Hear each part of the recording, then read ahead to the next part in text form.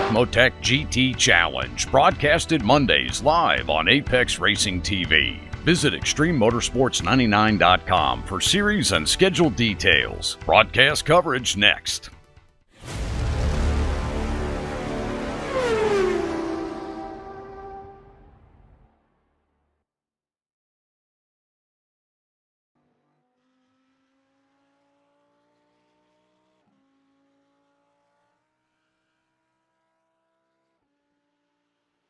Hello race fans, Peter Mackay here, welcoming you to a very special edition of the Ricmotech GT Challenge, because today we are here at, well, for me, the mecca of motorsports, the Circuit de la Sarthe, the Le Mans circuit where the iconic 24 Hours of Le Mans is held. Today we go for just 90 minutes, and that will sure give us plenty of excitement. Joining me in the commentary box today is my colleague over in Singapore, Chan Wei Han, and bringing you these wonderful images and graphics will be Dennis Branch in our booth. Now, last time out at Zolder in the Ricmotech GT Challenge, it was lots to talk about, so let's take a little recap with a brief video about what happened back in Belgium.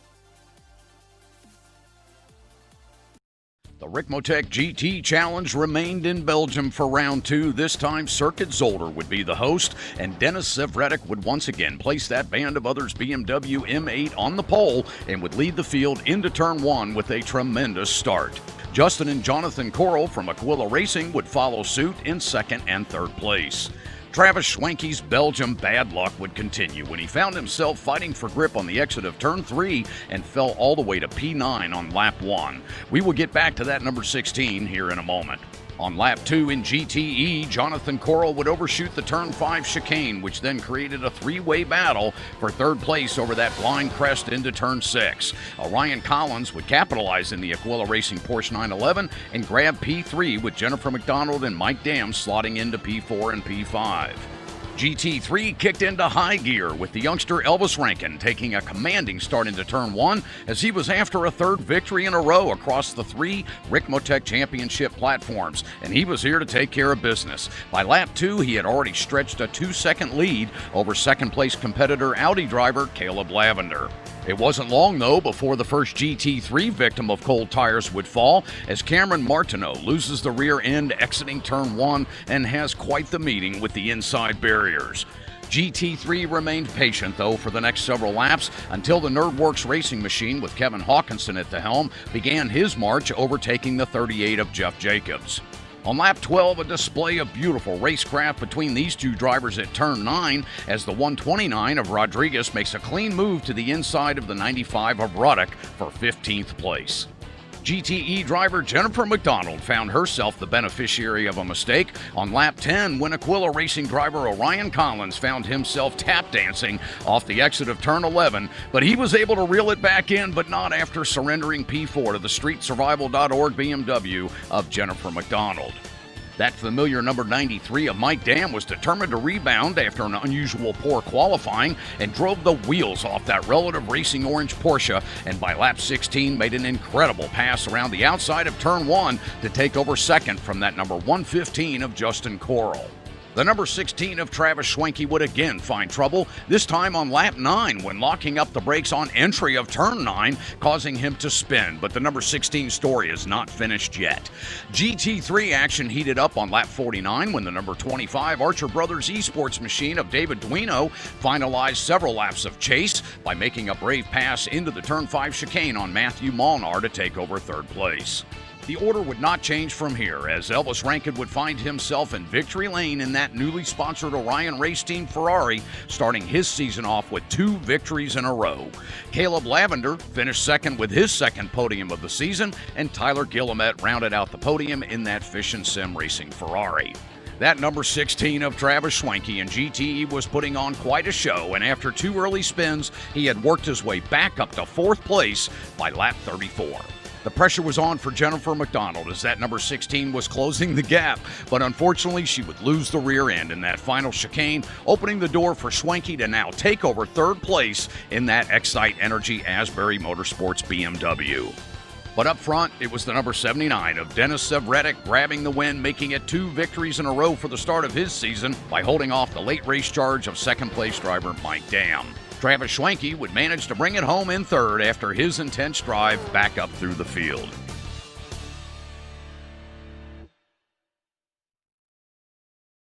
Cancelo, eché gasolina por una vuelta.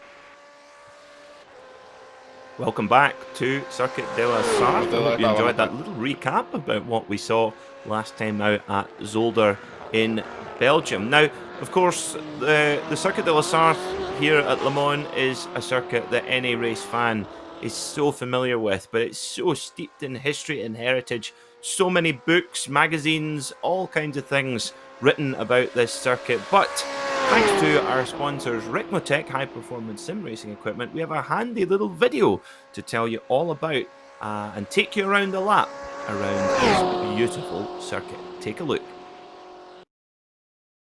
Welcome, everyone, to La Sarthe, France, and Circuit de la Sarthe, and the home of the 24 Hours of Le Mans. That's right, we are here at this legendary 8.4-mile road course, a track that dates all the way back to 1923. That's right, Le Mans is a combination of public roads and permanent circuit, and it has been that way since day one. Of course, the track has been grown upon and added to over the years, and we're about to see the beauty of this incredible track. Here we go. Let's get ready to head up the front straightaway here as we see the beautiful grandstands on the left and right as we approach the start-finish line here. Coming across it now as we head up into turn one. This is a very fast entry. Very exciting entry to turn one. Love this corner. Coming down into a right-hand sweeper. We're going to get hard on the brakes. Get down through the gears here and get ready for this very tight first chicane. Up through Dunlop and heading up underneath the Dunlop Bridge. This will be a slight left-hander and then back to the right as we come down the hill into Tetra Rouge. This will be a hard left-hander. A little bit of a banked corner, which is nice. Gives you some good momentum up and out. But then you got this light crest here. It gets the car light. And then into Tetra Rouge, the double right, out onto the main straightaway. A lot of speed on exit here.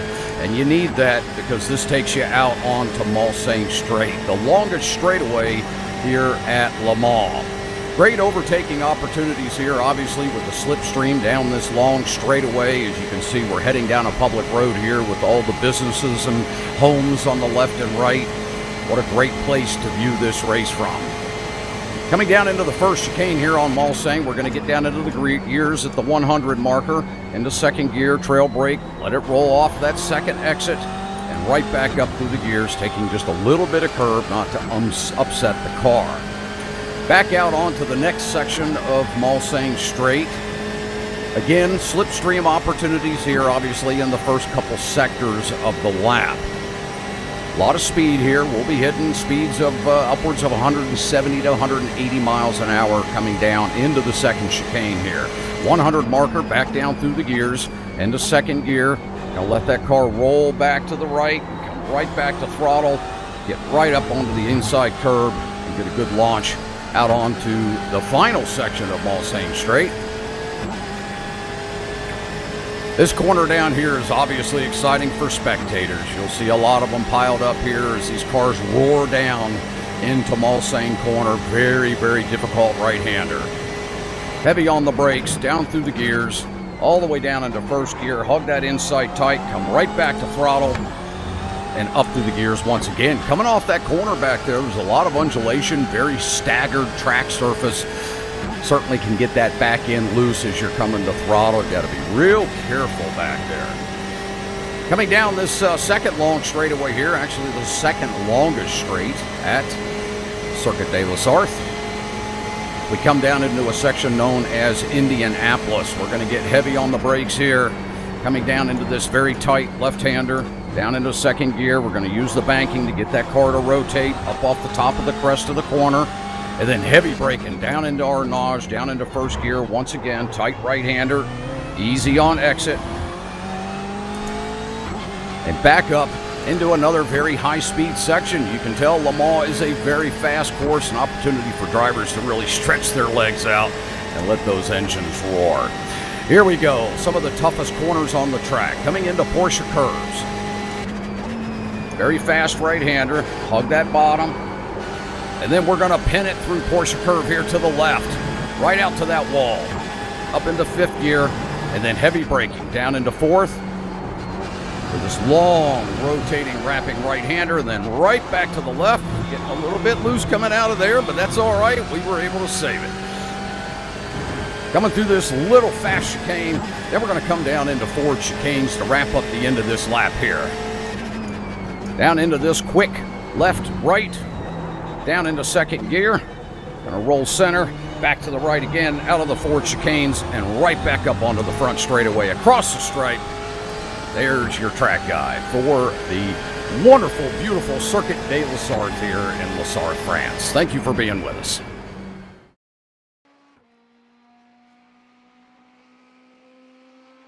So there you are. That's your way around this beautiful circuit here in the French countryside. Now, Weihan, it's for us race fans, Le Mans is about as good as it gets.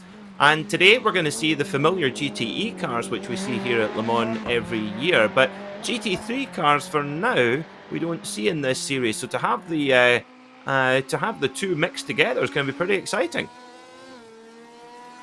Oh, it certainly is. Now, of course, with this track, it's mostly for endurance racing in real life. But of course, with the wonders of sim racing, you get to enjoy some possibilities that you don't exactly find in real life. That is, to have GT3s on the track. Now, of course, these cars don't exactly differ much in performance. The lap times would be around 7 to 8 seconds apart.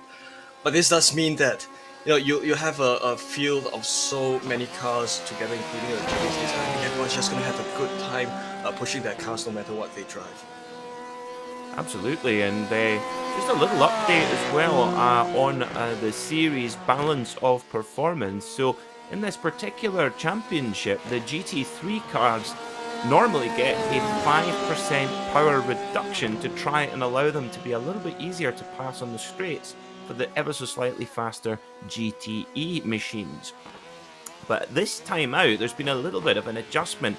The Ferrari GT3 machine, the 488 GT3, just like the one that Elvis Rankin is at the wheel of right now, the GT3 cars, the Ferrari is only given a 4% power reduction, with all the other cars, the Audi and the Mercedes, given a 5% reduction. So a tiny, tiny difference, but in motorsport, the tiniest of differences can make all the difference. As we see, wow, Corral putting in a 3-minute 48.227 to demote Denis Savredek from pole position by 15,000th of a second. That's extraordinary.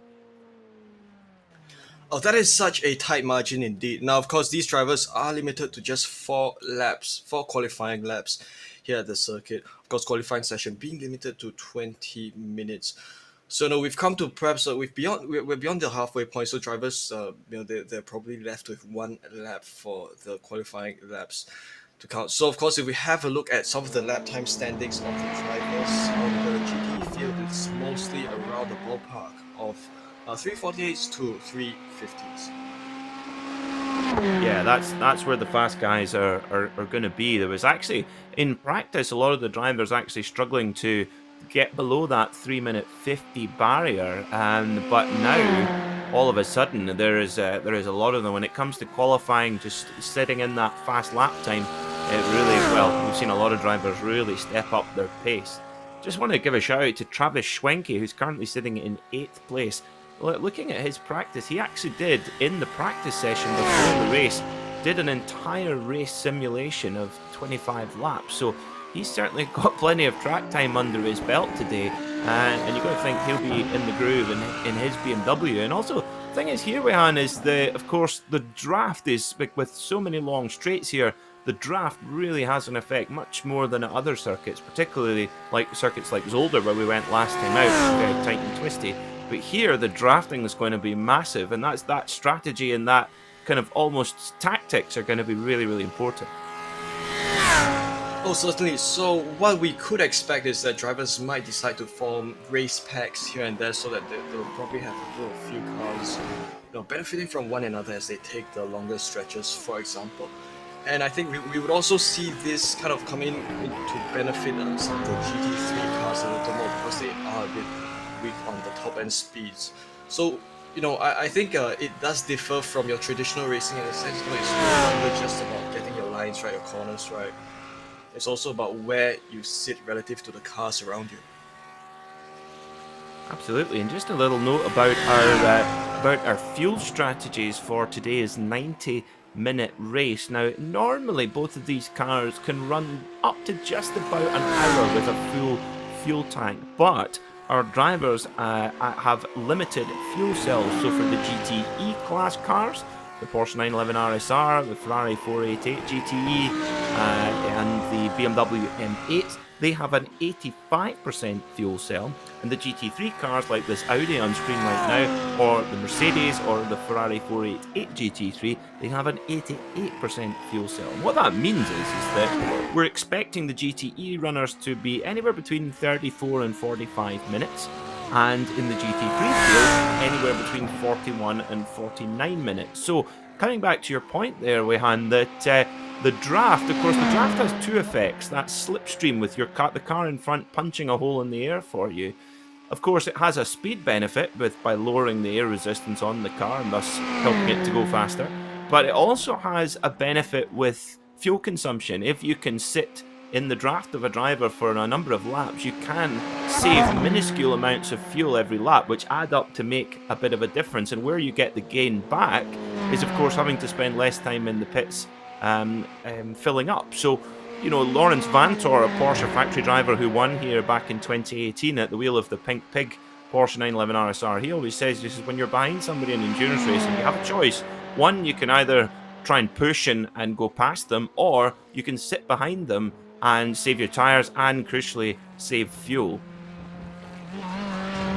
So, of course, with that said, what we could expect some drivers to do is that, they can also, when they come towards battling for position, they can choose to battle it out, or they can choose to cooperate with each other in order to get the edge ahead. Understanding that sometimes when you do understand that the driver ahead of you is about the same pace as you are, that the driver ahead of you can lead you across the field to the front end.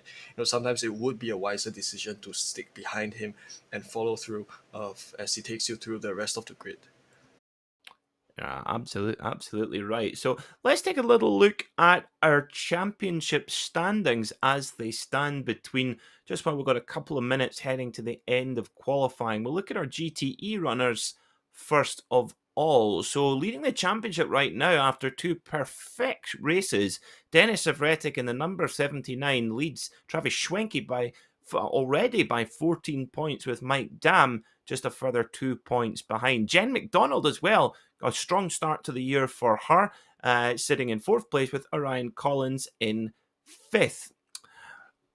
Looking again and now at the GT3 standings, let's have a look at those and see where we are. So Elvis Rankin, the Wonder Kid, the 13-year-old, leading on 78 points in his Ferrari from Caleb Lavender on 66 points. In 3rd is Tyler Gulamet on 58, who is tied with David Duino, with Jose Duolio with 52 points. But a long way to go in this championship already. We've had a couple of rounds so far, both in Belgium. We've had one at Spa-Francorchamps, and we've had one at Zolder. And here at Le Mans, well, this is, for me, Wehan, I don't ever really get that excited about Christmas time, but Le Mans time, I'm getting antsy already. We're a month away from the Le Mans 24 hours, of course, and a new date this year in mid-September. But so whenever we get the chance to go racing in the sim on Le Mans, I get equally excited.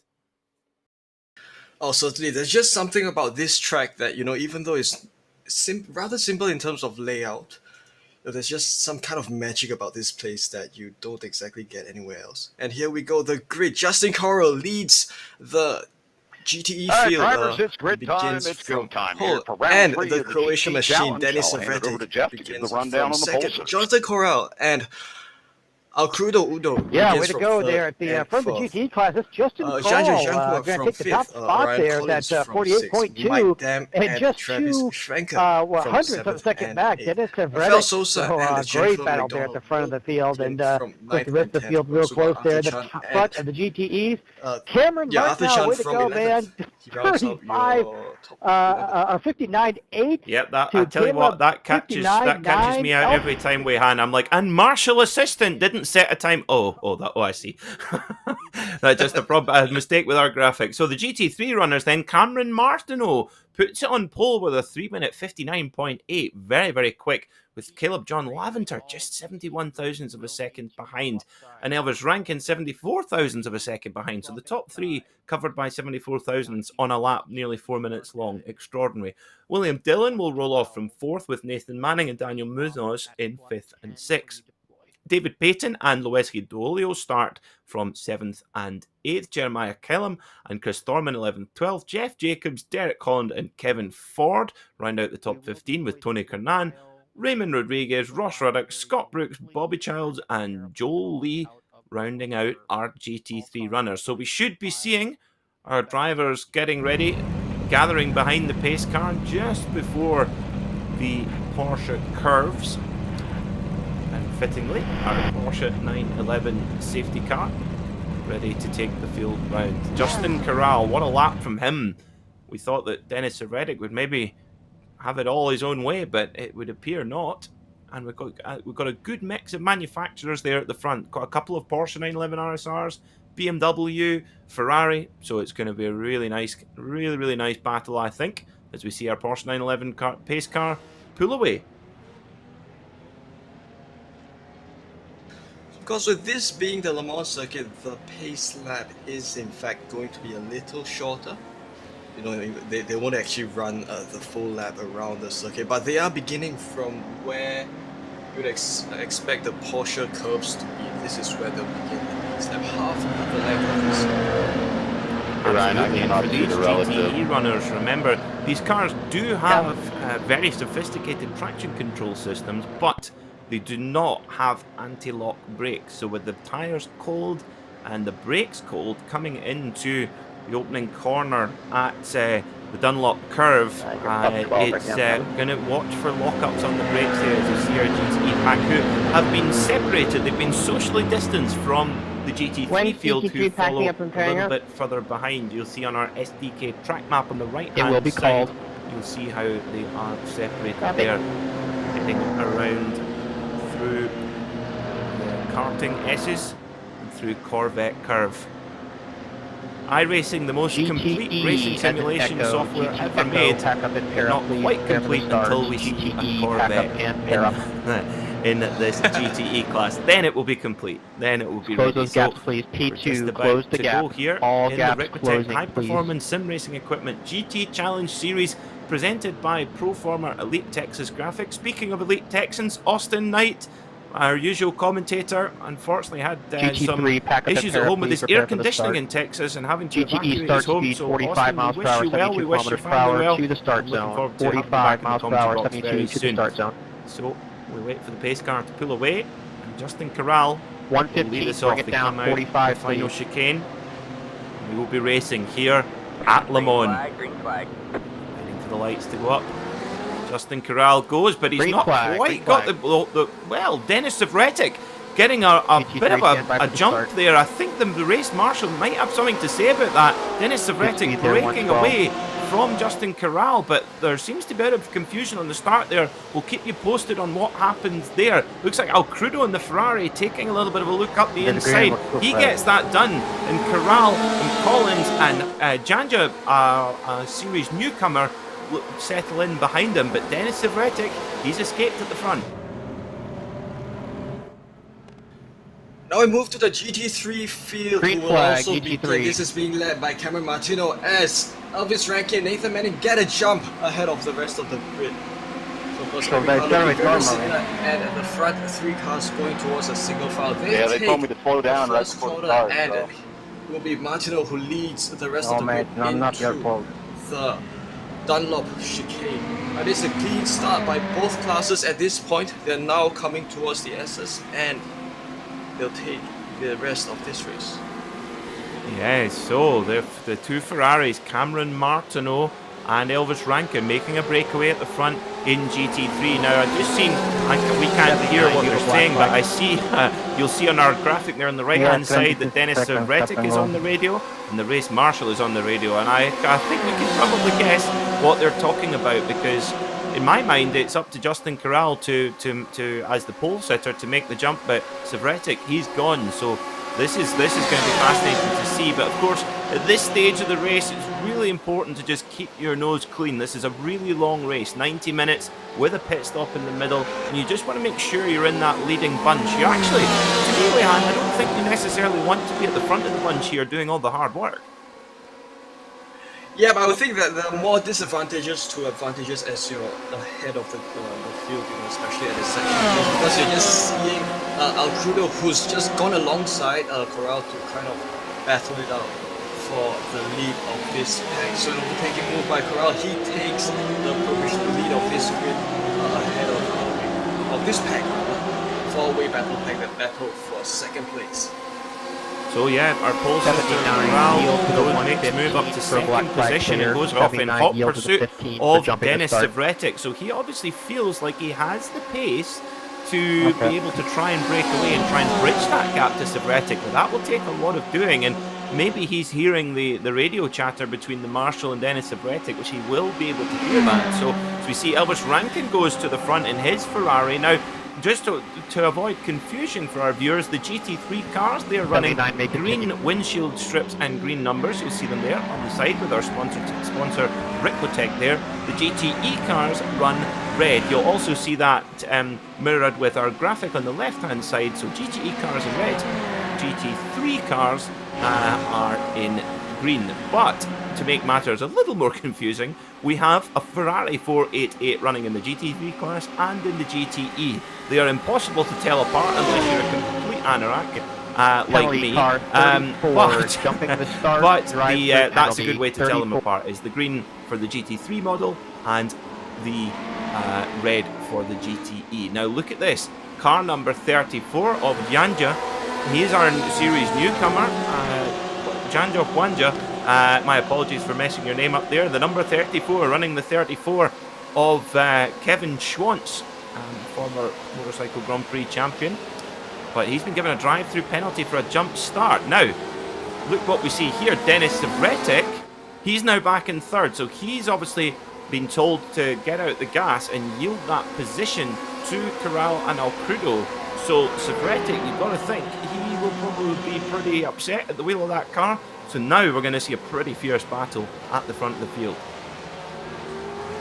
Certainly, so the lead has been reshuffled a little bit, and I think in just a few moments we will see the battle for the lead once again. It is led by Corral with Alcrudo in second, Savretic in third. Janja will unfortunately have a penalty ahead of him in moments to come. Of course, the rest of the grid is very much clean at this point. They come upon Tetra Rouge, so this is where you would not exactly expect much overtaking moves at this point if the drivers decide to go conservative.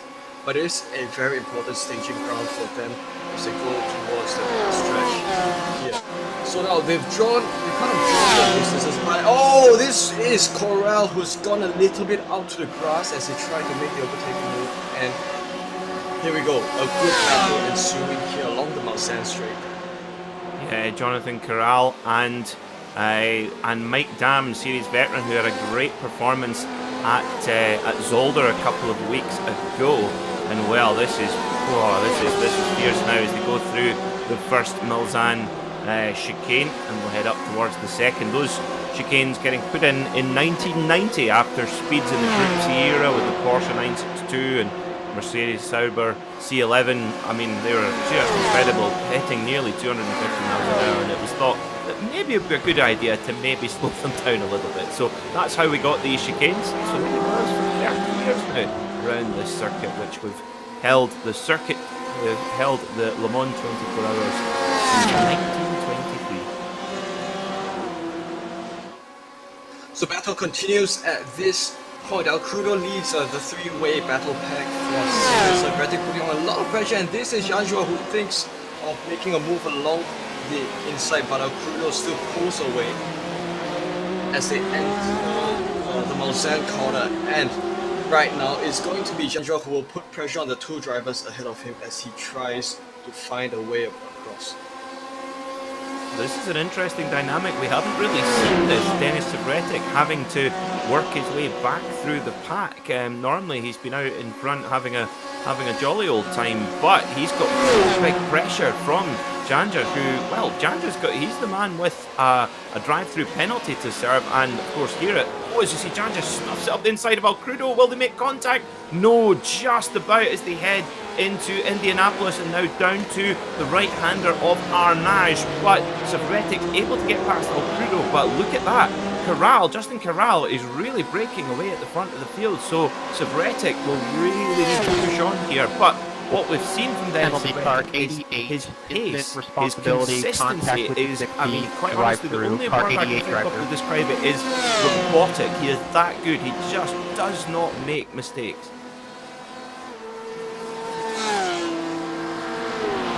Certainly, and they now make their way across the Michelin Porsche Curves now, of course. Penalty car 117, incident responsibility, contact with 88, drive-through car 117. So Joshua comes towards the end of this lap. He still sits behind Alcrudo. Of course, Frankie and Collins are having a battle for P5 in a slight distance behind.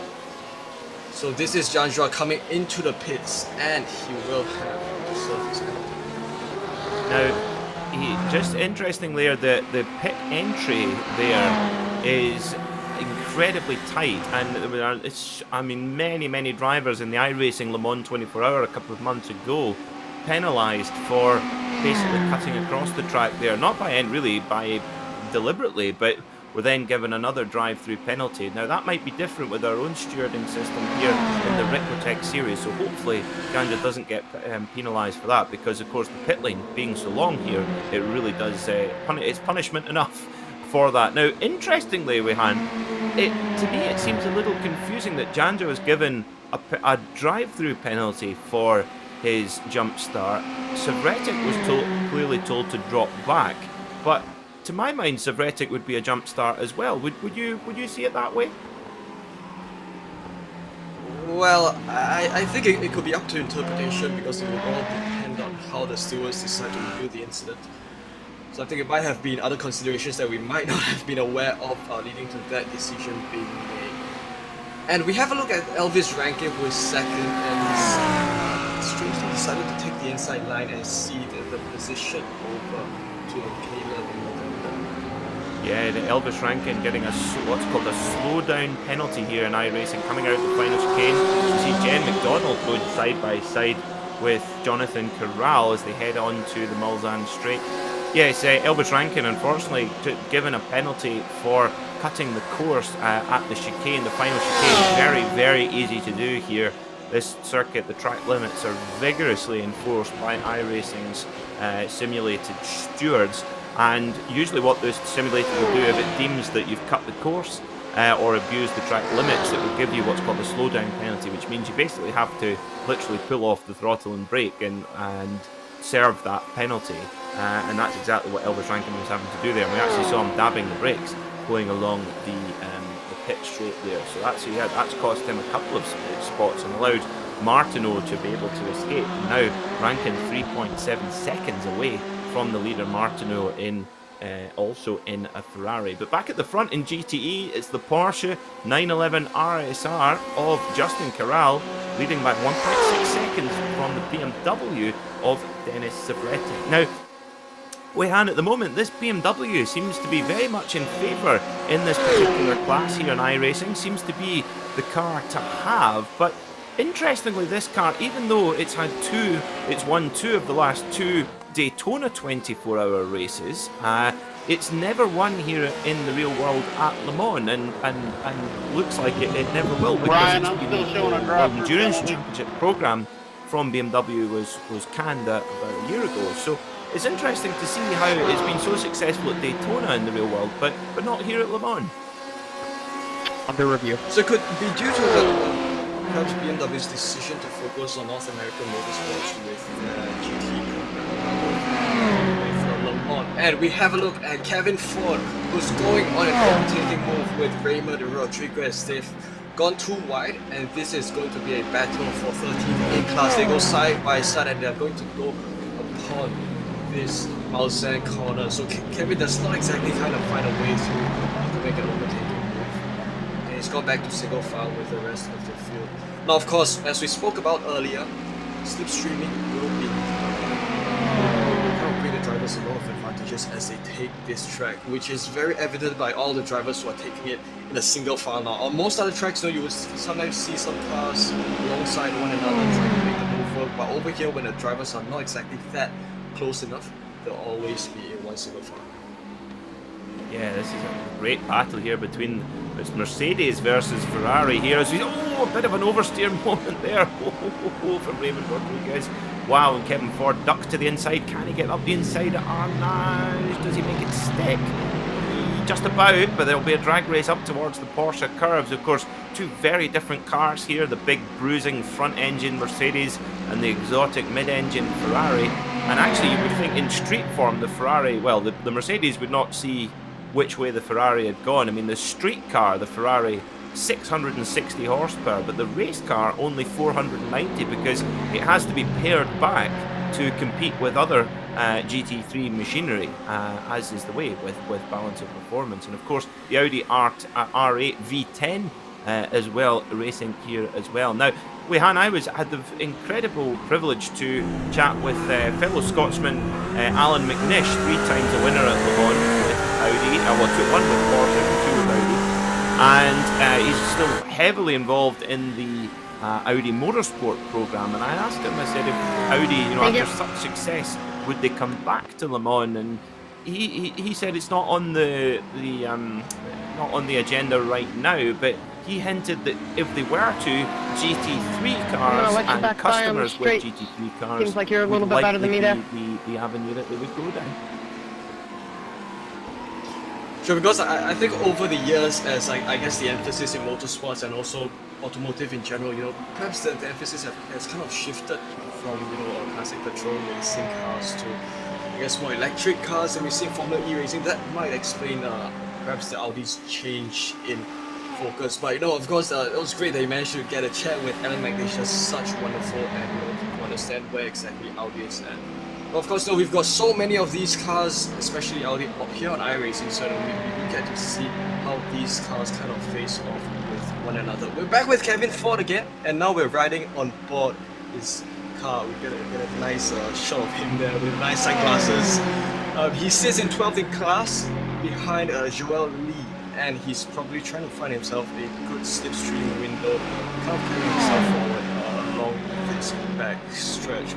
So we do kind of get a bit of a good view of perhaps a battle that Peyton or rather this is Peyton who's just made the overtaking move ahead of Ford. They come upon the first corner. Yeah, David and Kevin obviously decided to be dancing partners with one another, or drafting dancing partners. Hear that a lot in the Indy 500, where you see drivers kind of work together to work in a draft train and try not to slow one another up, and actually use that aerodynamic draft, or slipstream as you often hear it referred to, as a benefit rather than a disadvantage. And of course, Kevin does an amazing job organising everything to do with this particular series with Extreme Motorsports, and does an awesome job. And I must be honest, Kevin is the dream series organizer for a commentator, because he's every week, every Monday, every morning, I wake up to all of these wonderful notes and information and stuff, all the sort of stuff I would normally have to do myself. Kevin provides us with it, and Kevin, cannot thank you enough for that. It's I almost feel guilty, almost. Yeah, really appreciate what Kevin shares with us, because it's so beneficial when we have all these information provided to us. This is Caleb Lavender. He sits behind Elvis Rankin, and this is a battle for second. Caleb also has some pressure coming from Nathan Manning, who sits behind in fourth. So they come upon now. This is the one section where we've got a couple of 90-degree corners, Elvis and Arnage. So, this is where you do kind of take your car a little bit slower after coming from the high-speed sections that precede. This is not flat out. this section where they'll go back to slipstreaming.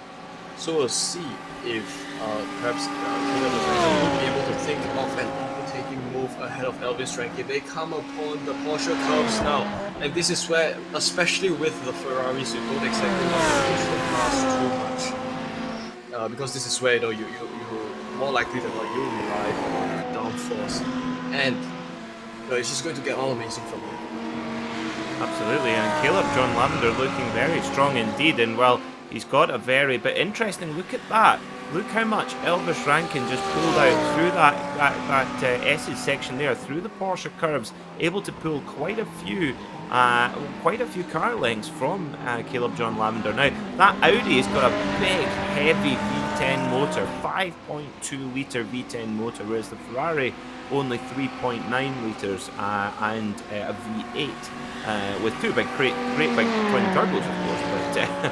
But yes, it's a different machine. The Audi is quite a short wheelbase as well, so that makes that car very, very twitchy, particularly when you're changing direction. And it can really be. Some drivers love it, some really don't get on with it at all. But for Caleb John Lavender, he's really making it work right now behind the number one of Elvis Rankin. And actually, if he can just stick in Elvis's draft, he'll be able to drag up towards Cameron Martino, who's leading very convincingly right now by 3.8 seconds as they head out of Tet Rouge. There you go, you can see them at the back of shot there, so still very much in the race.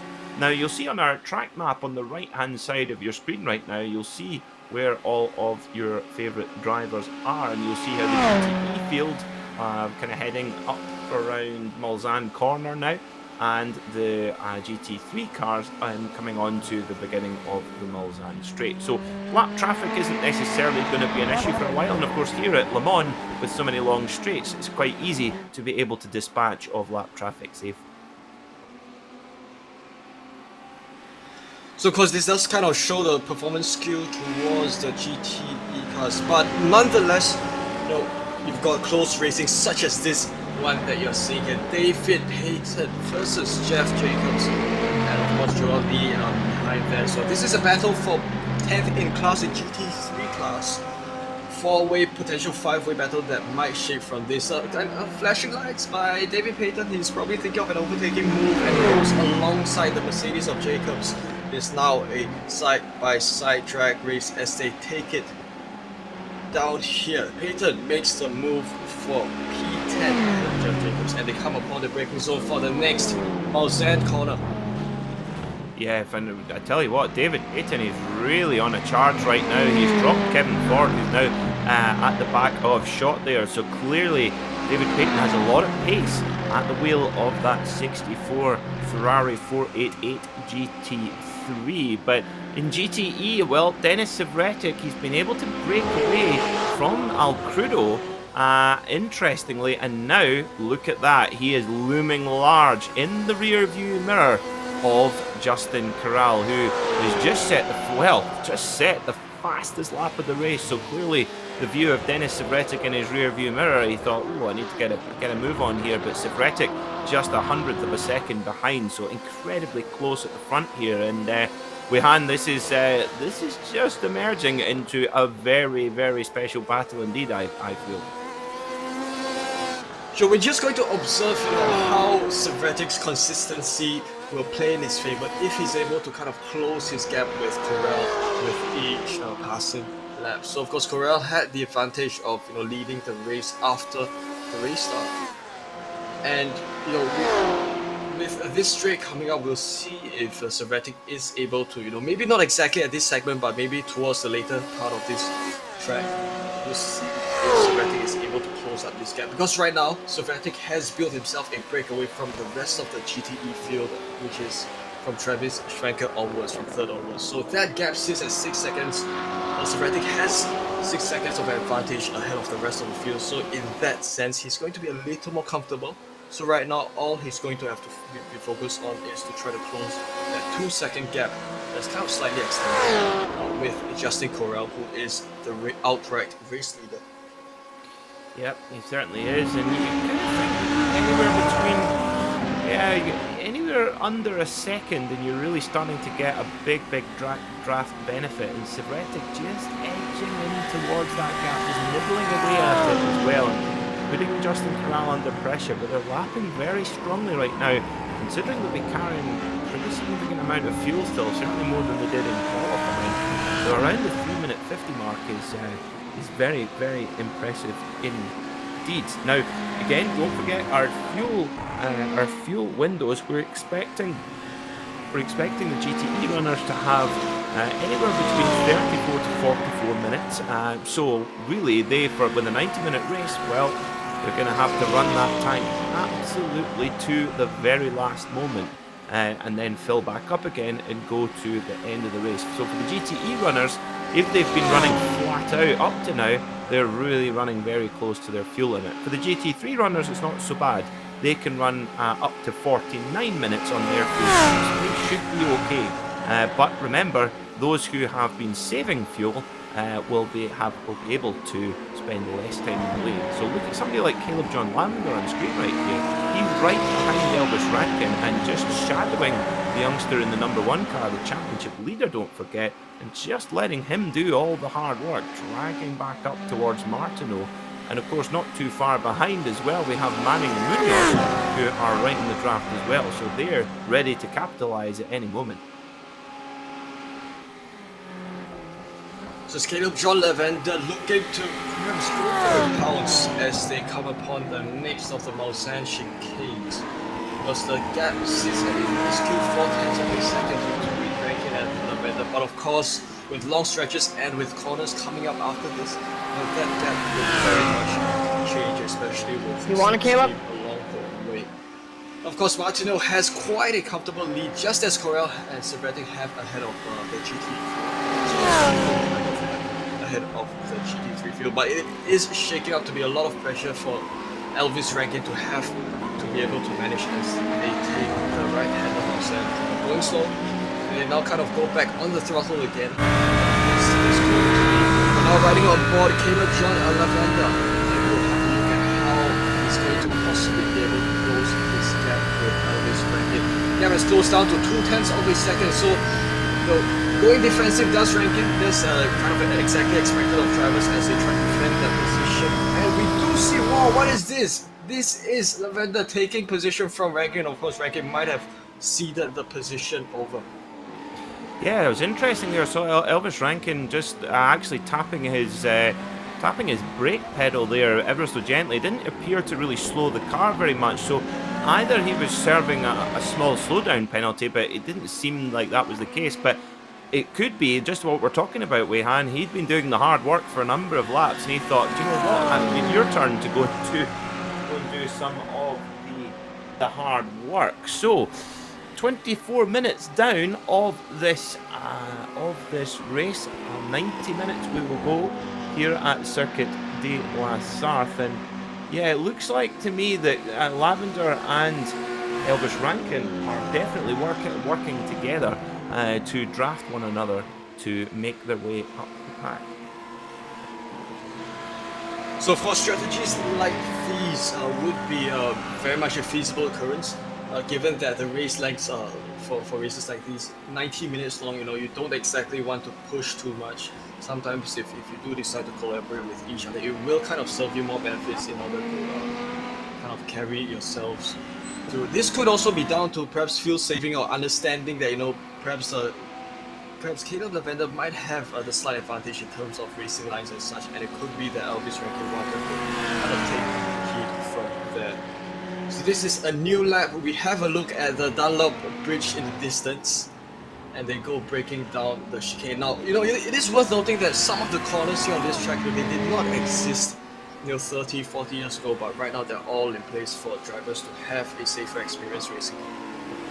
Absolutely, you're absolutely right. That Dunlop chicane there going underneath Dunlop Bridge in 1987, that Dunlop chicane was inserted to slow the pace down. You can imagine going through there before that was installed in a mid-1980s factory Porsche 962. I can imagine that was utterly terrifying going through there. Of course, so many brands here that have made their legacy here at the Le Mans 24 Hours. And two on screen right now, Audi and Ferrari have incredible heritage, particularly Audi.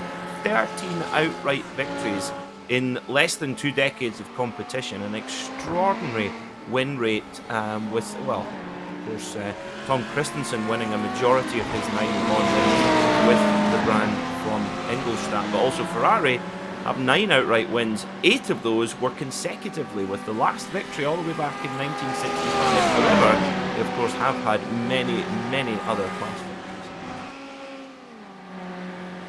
Certainly, you know, we see the 488 GTE having their replica Ferrari's representation in today's endurance racing field over at the WEC, and will be so with the Le Mans, the 24 Hours of Le Mans that will take place next month. So Elvis Rankin still sits behind the Lavender, and this is going to be them, you know, kind of. We really like to observe how well this strategy will play out, because we know that both drivers are kind of equally matched. And you know, both drivers are equally fast enough to take the other driver past. So you know, we have observed the gap, and it would appear that Elvis Rankin has built close to a 2-second gap ahead of Daniel Munoz. And what this means is that, you know, the strategy is playing out well. They are pulling ahead of the rest of the grid behind them. They're forming a good breakaway, and they are in pursuit of Cameron Martino. We're back with the outright race leader, Justin Corral. He's built himself 1.5 seconds of a gap ahead of Dennis Sevretic. So it would appear that the gap, you know, has kind of maintained as such over the past few laps. Sevretic has not exactly been able to make major inroads, but these two drivers have built a large breakaway from the rest of the grid, from Travis Schwenker onwards, a staggering 8 seconds. Absolutely, they were 1.5 seconds quicker than third place man Schwenke on that last lap. Absolutely extraordinary pace here. Corral and Sevretic, very, very, very little between them. Sevretic set the fastest lap of the race on the last lap, a 3:50.0, with Corral just a 10th behind as well. So they're really both on absolute lap record pace right now. So it's interesting. Of course, they're not necessarily in the draft either. So it's not a great deal of fuel saving going on here, I don't think. Certainly not at those lap times. So this is really fascinating as the end of the race comes in. Well, you actually might be in the second stint where these drivers are maybe going to have to be a little bit more light-footed whilst maintaining the pace. So as you see, Elvis Rankin still shadowing Lavender as they work their way through the final chicane, with Cameron Martino seemingly actually able to just pull a gap. So impressive that he's working on his own. He's not got a drafting partner, but just putting a little bit of time in, with Caleb Lavender putting in his best time of the race, and also Elvis Rankin as well, almost identical in time, a 4:1.2. So there's your difference in the leading GT3 cars to the leading GTE cars, about 11 seconds in pace. Now, if you're sitting watching, saying I can go faster than that in a GT3 car, do not forget that these cars, the Audi has a 5% power reduction and the Ferrari has a 4% power reduction. Why is that? Well, that's basically to make the GT3 runners a little bit easier to pass for the faster GTE cars when they come through a little bit later. You know, Peter, something I'm really excited about is, you know, iRacing's introduction of the LMP2 class. Of course, that's not exactly something that we've seen much. We've only got the old LMP2 prototype, and with the new one, you know, it'd be interesting to see some leagues kind of pick that up in addition to these GT cars. I completely agree with you. Yes, I mean, I love multi-class sports car racing. I had the immense privilege to go over to the Rolex 24-hour race at Daytona this year, and the DPI class that they have there, which is similar to an LMP2 in chassis, but much more impressive motors and much more difference in motors. So you have the big V8 Cadillac, you had the screaming Mazdas, and then you have the kind of drone of the Acura. 3 completely different motors, but the chassis are based on LMP2 cars and closed cockpit LMP2 cars. And you're right, here in iRacing we have the old Acura HPD HRX, which any driver who competed in that car in the real world said that it really was about as good as it got for handling, an incredible handling car, and it's been super popular here on iRacing as well. Of course, I believe in the next build we're getting the Dallara LMP2 car, which Dallara actually basically has kind of been phased out of world level competition because, well, the Orica LMP2 car has been so dominant that basically all the top teams have gone towards the Orica, and the other brands like Dallara and Ligier have kind of been left behind, but Dallara particularly so, with the last major team using the car were Racing Team Netherlands, and the team owned by Fritz van Aert. So yes, I completely agree with you. Having a multi-class system with really fast prototypes and GT cars is really exciting.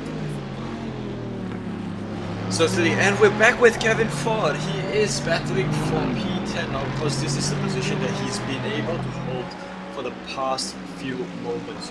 So this is Jeff Jacobs, 6th and 10th, ahead of Kevin Ford. Of course, they've got a bit of traffic that's coming upon them behind, but they're not close enough for I guess, to keep this pace.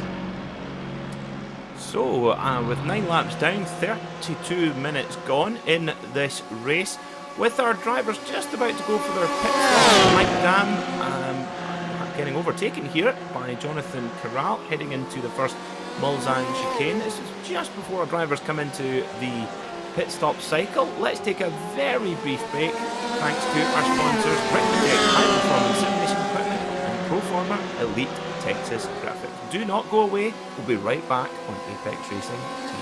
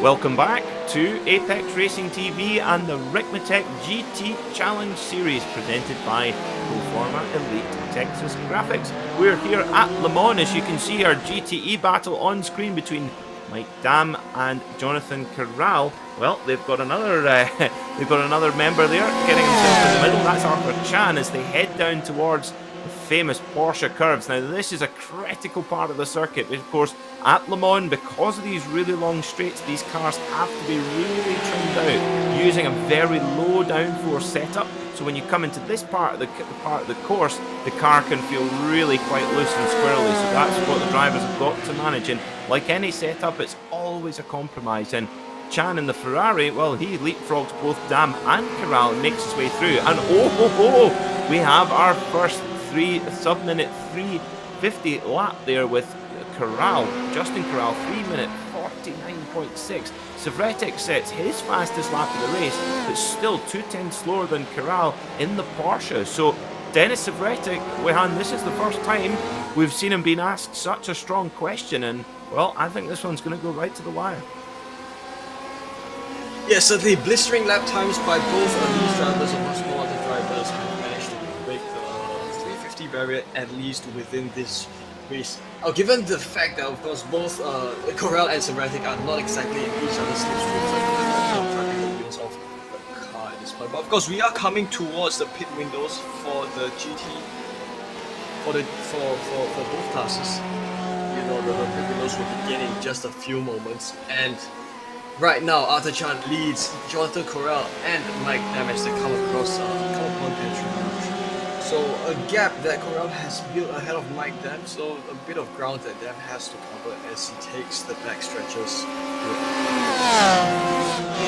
Yeah, Corral very much in the draft of Chan here. Mike Dam now. Don't discount Mike Dam. Mike Dam's super solid, super consistent, very wise driver. As we see Corral now going past Chan, just makes it nice and easy, puts his blinker on, mirror signal maneuver, past he goes. But Chan will be able to fight back going down the straight once again. Now, interestingly, looking at our SDK track map on your top right hand side of your screen, you'll see that the GTE leaders are now starting to come onto the back of the GT3 runners. So we've seen this, pretty much a deadlock between Corral and Savretic, really trading fast laps back and forth with one another, barely separated by 1/10 of a second. But they now, I think, the management of the traffic, that is where we're going to see some real changes. As we see Travis Schwenke in third place, defending from Miguel Alcrudo in the 55 Ferrari, heading down to Mulsanne here, a really tricky braking zone. Schwenke that little bit later on the brakes. Alcrudo flicks the cone to the side, gets back on the gas. Alcrudo will be lucky not to get a slowdown penalty there. Right on board.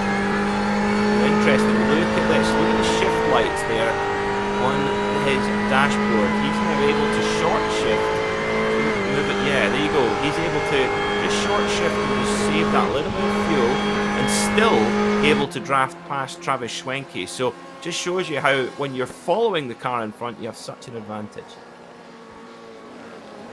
So cleans off his move and goes to third position, the final position on the podium. So we'll hope that he's going to be able to hold this off. So right now it's going to be Schwenke's turn to put pressure on Alcrudo as they come upon the Arrage corner. Now these two drivers have a 5-second advantage, 5 to 6 seconds advantage ahead of the cars who are behind. Like guys like Ryan Collins, who is driving the Porsche, currently sitting in 5th position. Absolutely, and for these GTE runners, they're a little bit more vulnerable to the fuel than the GT3 cars are, because really for the GTE runners, to get to that critical 45-minute mark, which of course means that they can then fill up the fuel and go to the end. If they do not reach that mark, then they're in a bit of trouble. Then they've got a second half of the race having to save fuel so that they can actually reach the end of the race. And wow, look at that. This pace is just hotting up further and further and further. Denis Savretic, a 3-minute 49.2.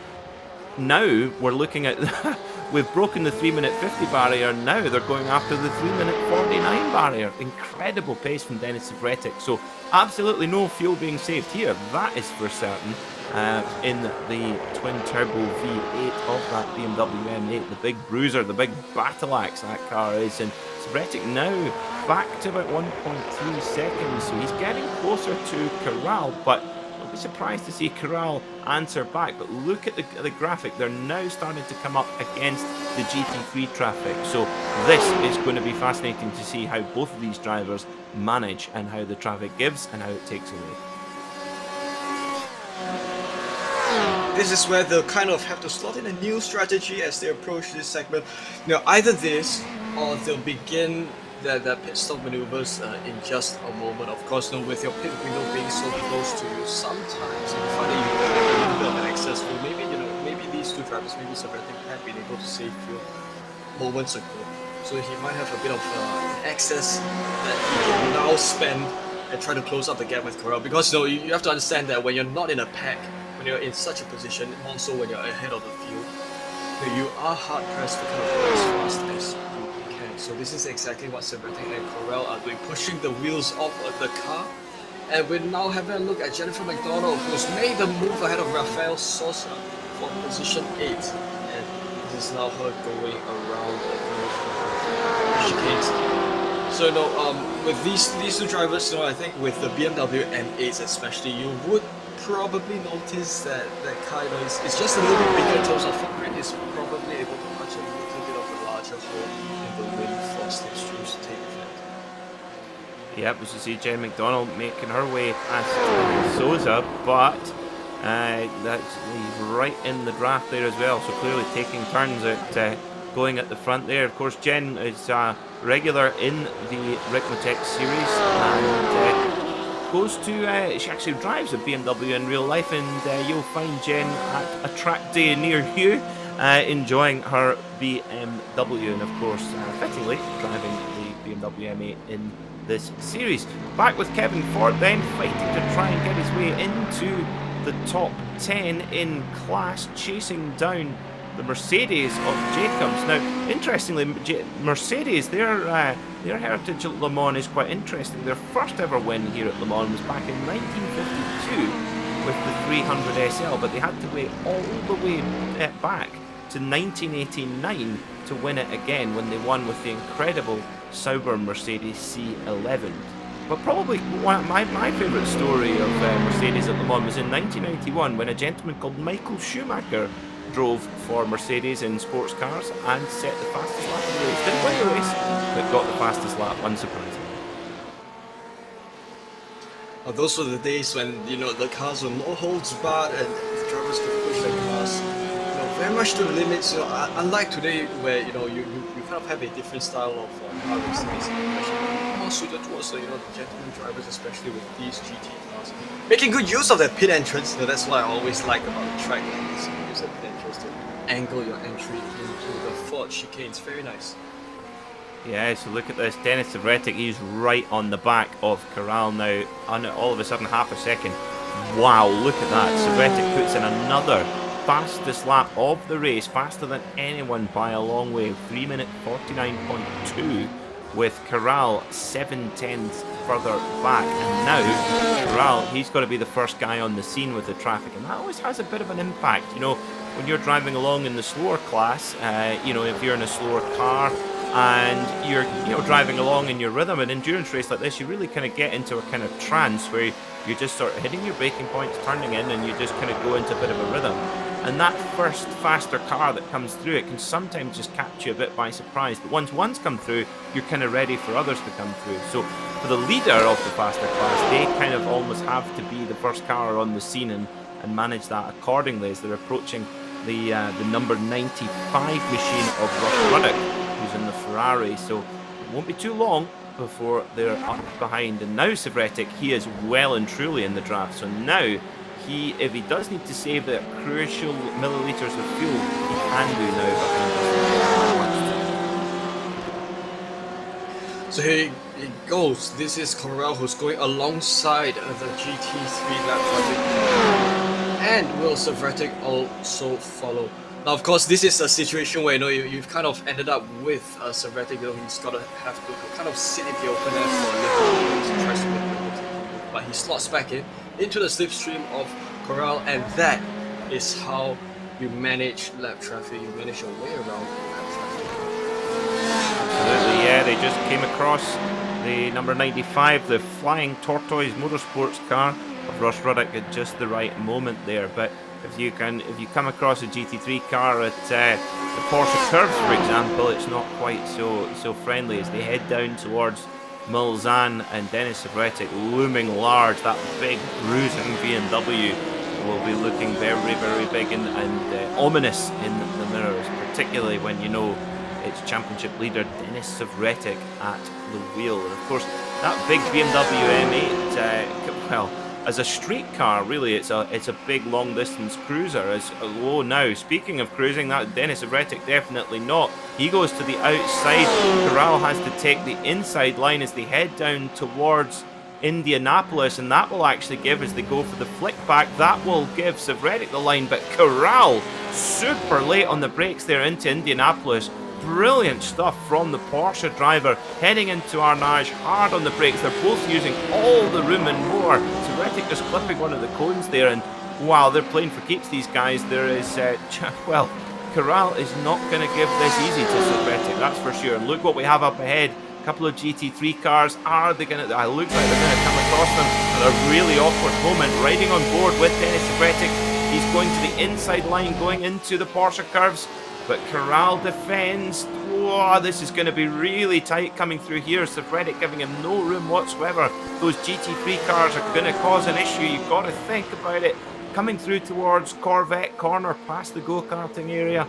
And what's going to happen here? We're on that 45-minute mark. So if they want to dive into pit lane, they can. Savredic's on the radio. He's probably telling the GT3 cars. Corral also saying, come on guys, get out the way.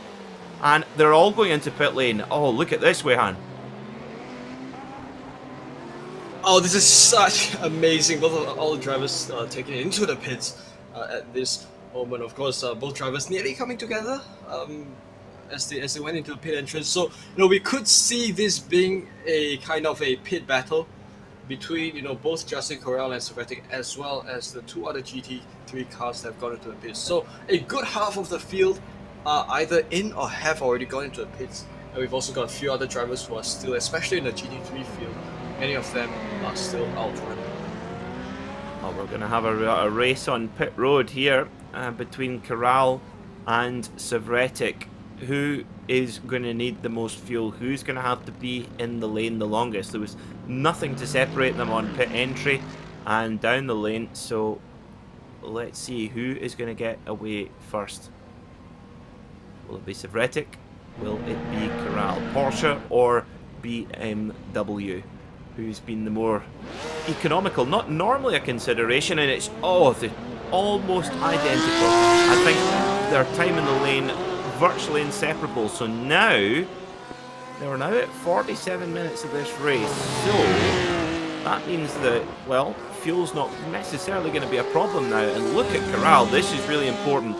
On those cooler tyres, I wouldn't say they're cold tyres, but cooler tyres than they were, he breaks away, and look at that, how much he's pulled away from Savretic, over a second in the first couple of corners, and this could be critical. This outlap could be pivotal to the result of the race.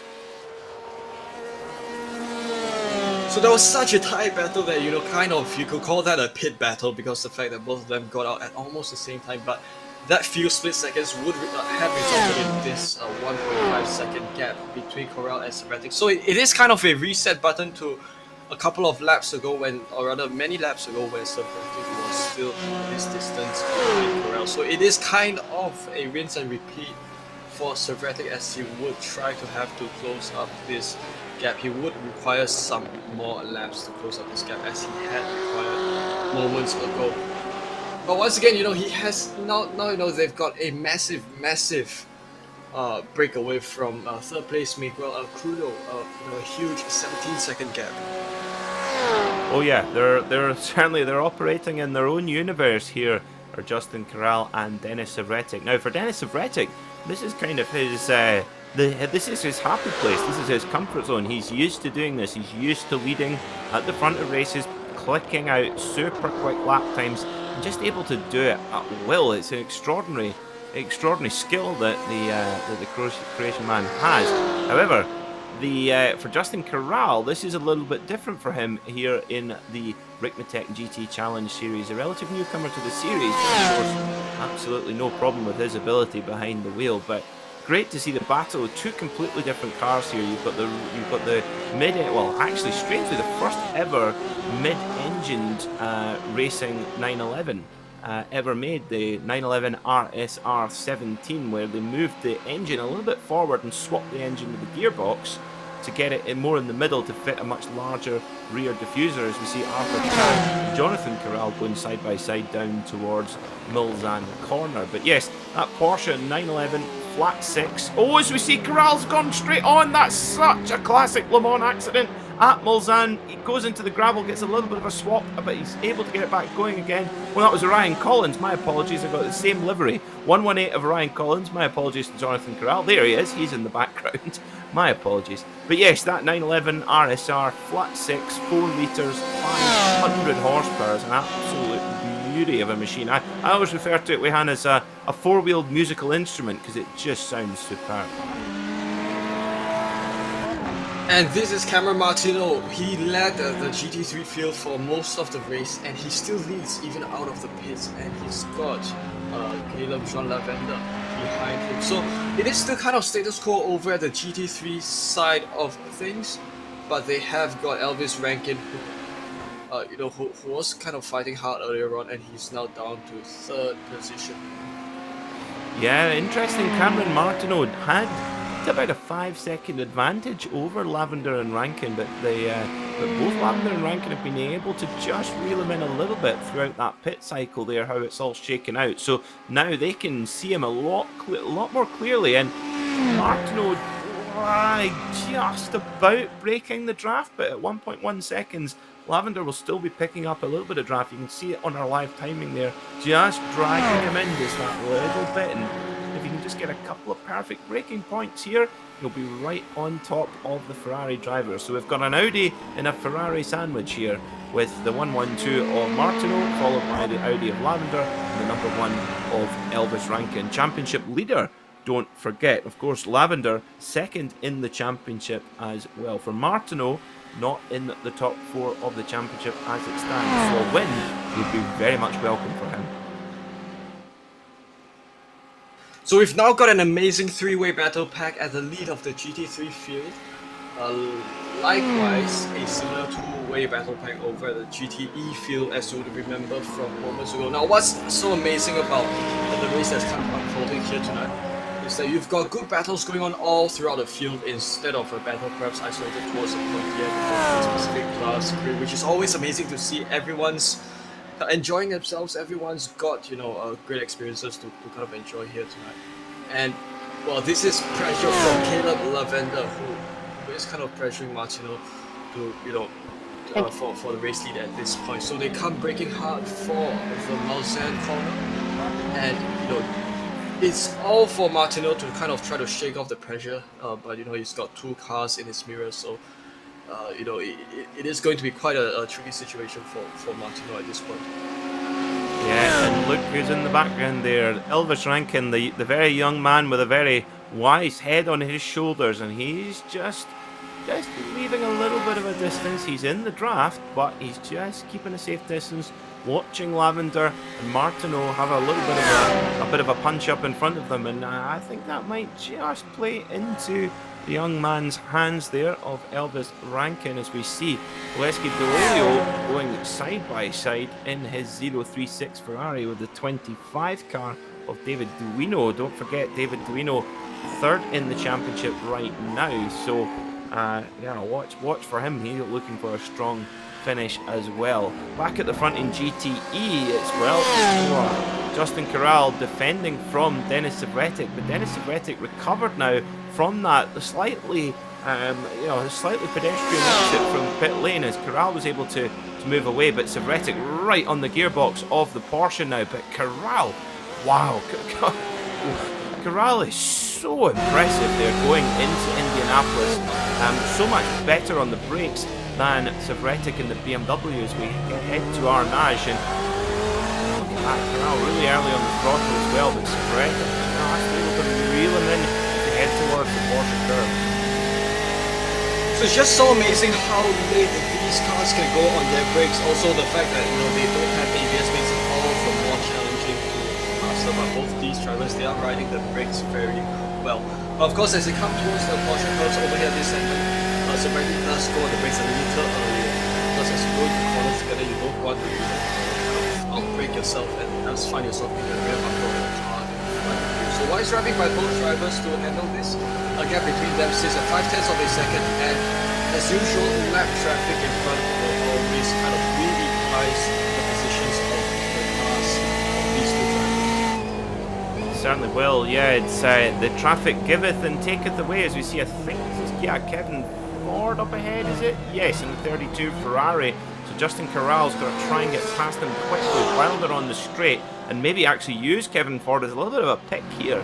And he might well be able to do that, trying to get Kevin Ford in between himself and Savretic, and has he done that, Kevin Ford moves to the side and Savretic able to hold his line. Good stuff there from Kevin Ford in the Ferrari, the number 32 machine. So kind of as you were, Corral just maybe gaining a little out of that exchange, but only marginal, and you just get the feeling that Savretic will be right back on the gearbox of that 911 RSR before too long. They've got many more traffic, much more traffic to come ahead, especially for Corral. He's done a good job managing on the lap traffic thus far.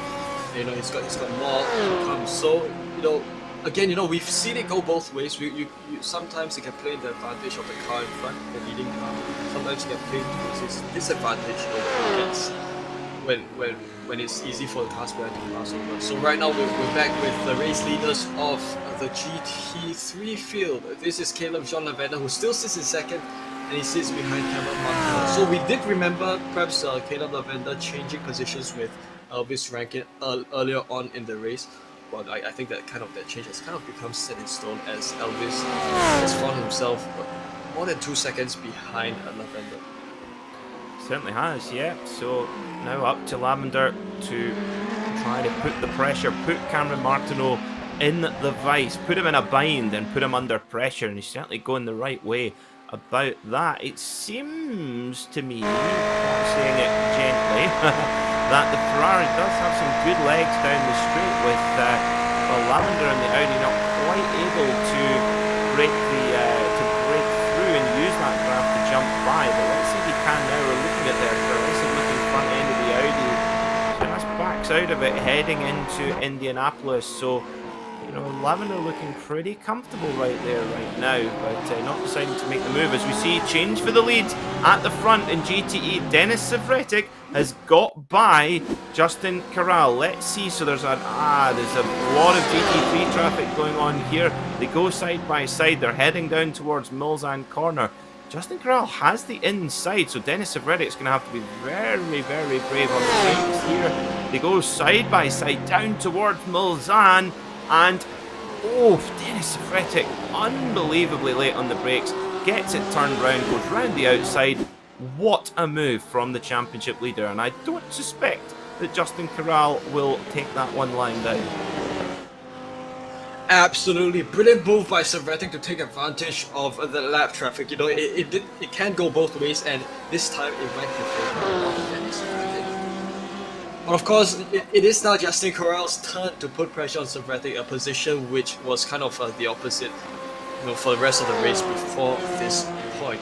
So making good use of, you know, in fact, the outside lanes of this track. Now, what's amazing about this place is that it is so wide at various sections that you can use those excess tarmac whenever you need to. So this is a Porsche Curves, very, very much fitting for Corral in his Porsche.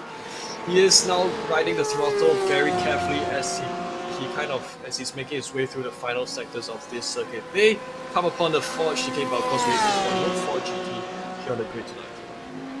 No, sadly not. It's a shame we don't have the twin turbocharged Ford, but I'm sure we will see some others later on in the season. But at the front, it's BMW versus Porsche, Savretic versus Corral, in a fantastic battle we're seeing. Of course, the BMW M8 had a couple of years in competition here at the Le Mans 24 Hours in the real world, but unfortunately did not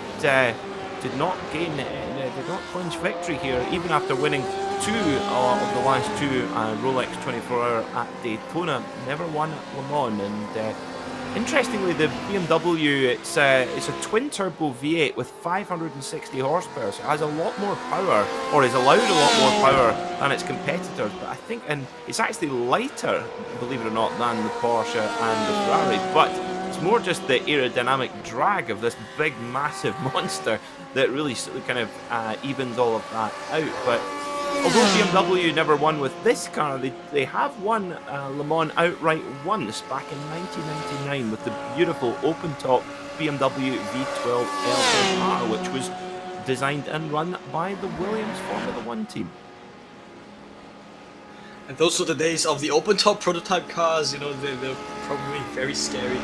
This is David Payton, who's going to go for a move ahead of Jeff Jacobs, and this is for 9th penalty position. car It's a good move for the 111. position. Very simple, Incident very clean cut. responsibility, drive through penalty, car 111. And he's made the move work. And we've got a bit of a message from the race marshal. A penalty has been dealt out to car number 111.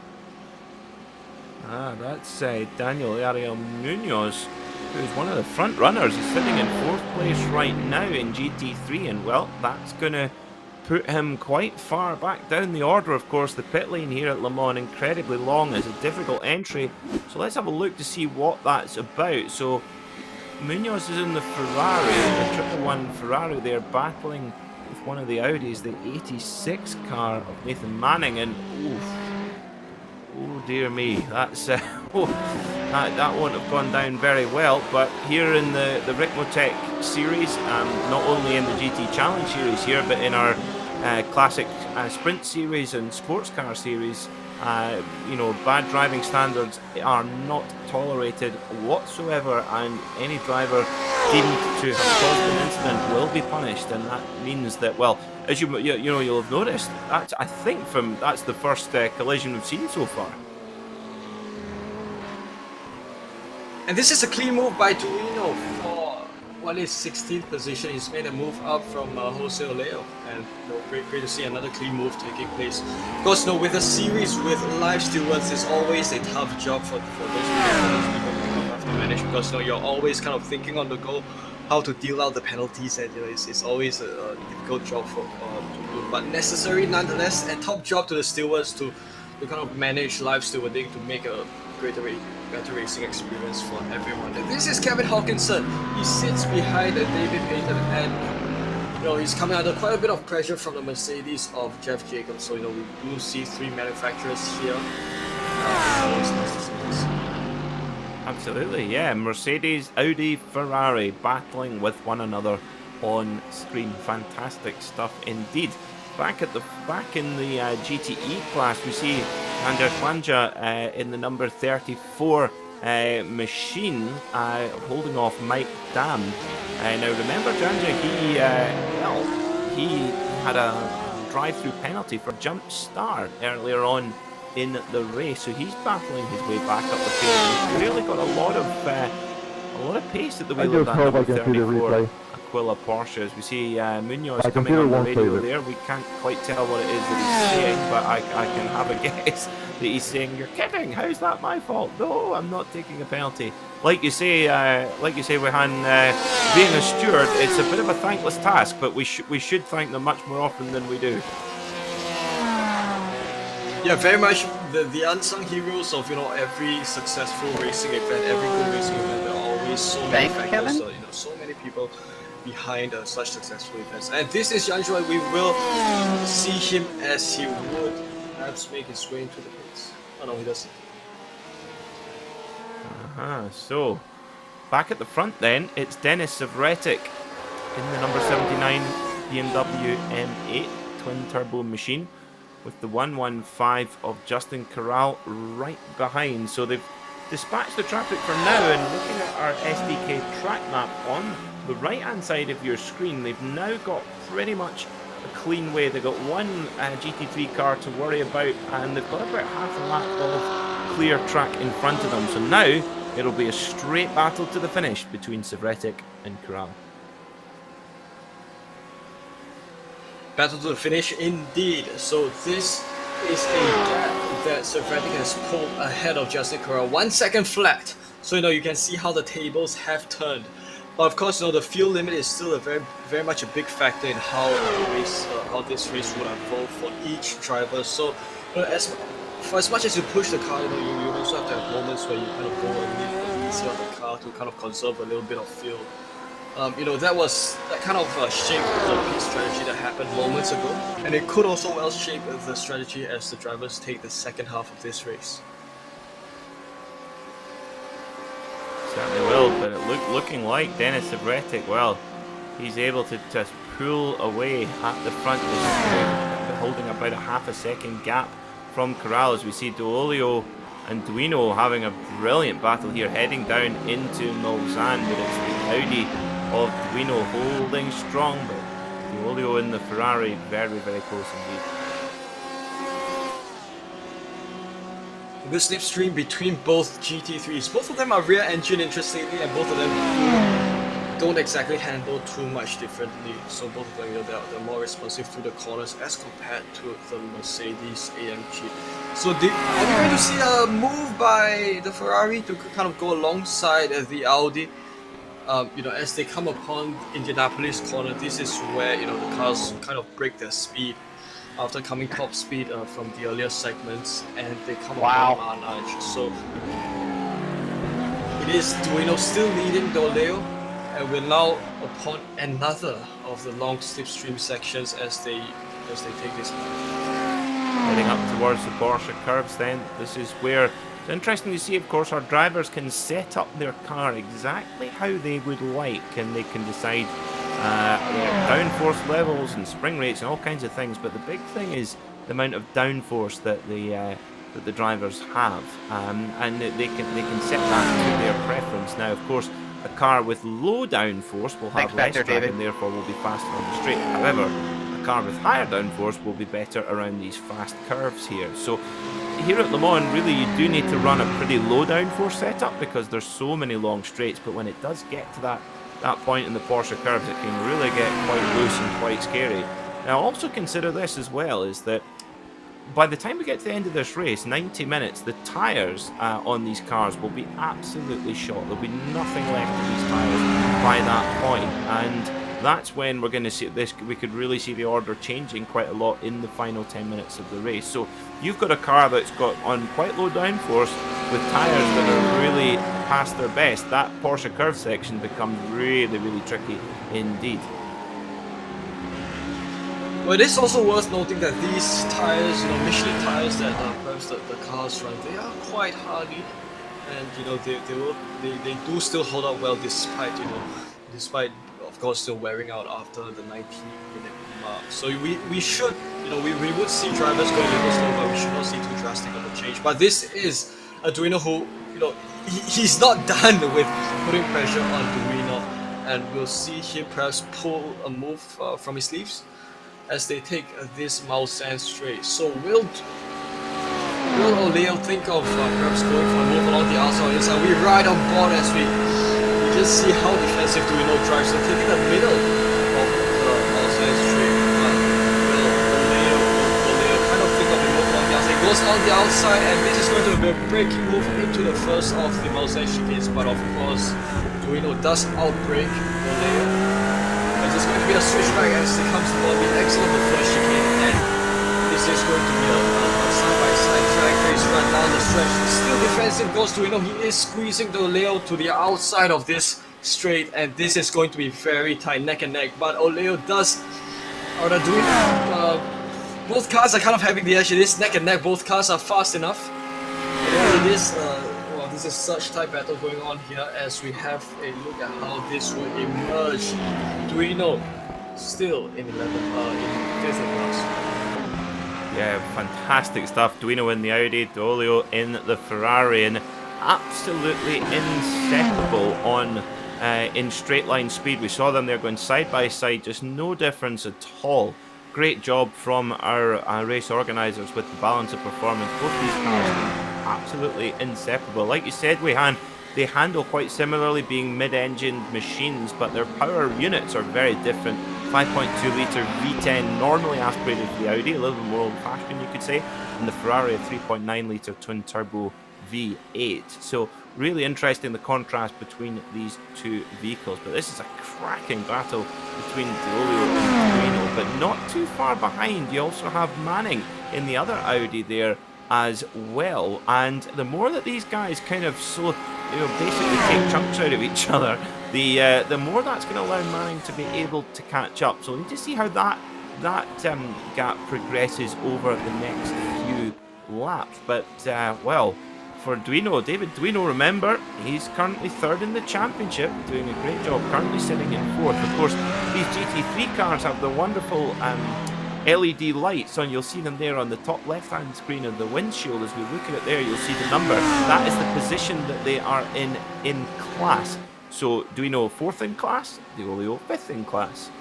So very helpful indeed, particularly at night. This D'Olio going to shake things up a little more as they come upon the Porsche section. This is where you're kind of pushing your cars to the next with less downforce on this track, or rather with the cars set up for less downforce. These cars have to take it a little slower through the Porsche curves. Of course, if you do take this endurance race, or if you race for this much longer, you will see some drivers kind of holding back even as they take that section. But who's this? It does look like Nathan Manning. What is this? Oh, it is a GTE car who is coming around to make a lapping maneuver. This is Well, this is just going to shake things up. This is really confusing because not only is it a very similar looking car, it's painted in virtually the same way. But remember, the green mirrors and green windshield is the GT3 class, and the red windshield and red mirrors is the GTE. But those cars, I mean, you've got to be a real anorak to tell the difference between the GTE version and the GT3 version of the Ferrari 488. And for Duino, that's really quite confusing because, well, the car will have looked exactly the same in his rear view mirror, and you know, it would be quite easy to get a bit disconcerted. And of course, don't forget that those drivers, they're both running for the same team, so you know, you're always going to be a little bit, you're going to show a little bit less manners to your teammates' rival, of course. Exactly right. So, you know, that move is cleaned off, and we've got a BMW and a GTE who's going to shake things up again. It's the turn of that BMW. But of course, you know, both Duino and Doleo kind of holding it very well together thus far. And wow, this is a classic move, you know, by Doleo. He did take advantage of the BMW making the overtaking move to kind of try to get a little bit of an advantage. But Duino does hold off. And we saw a little bit of a mistake along the exit, and Doleo is a little distance behind at this point. I suspect Doleo might be serving a slowdown. No, I don't think so. I think he just got a poor exit out of the chicane there. And interestingly, Doleo in the 036 Ferrari just was able to just tuck into Travis Schwenke's draft there, the GTE car, and the BMW just coming through. But Duino was so impressive on the brakes, just braking that a little bit later and able to maintain position. Now looking at Arthur Chan in the number 87 Ferrari, he's got Ryan Collins right behind him in one of the full of Porsches.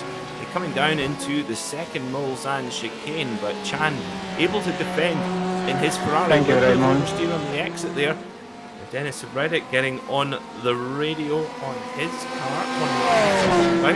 We won't know, but he's pulled out a 3.6 second gap from Justin Corral. Absolutely exceptional pace from Dennis Savretic. Remember, Dennis Savretic, our defending GT3 champion, as we see Orion Collins going past, heading into Mulsanne past Arthur Chan. Good move there from the Porsche driver.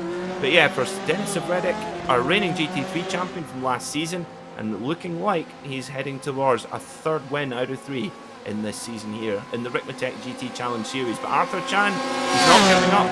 He's going side by side down towards, they're heading down towards Indianapolis now. Who is going to be later on the brakes? We've seen the Porsche be very strong into here, but it's impossible to call here who is going to be later. Last of the late breakers, it's Chan who just, you see the Ferrari wiggle there heading into Indianapolis, but he gets the move done, and Collins has to drop behind.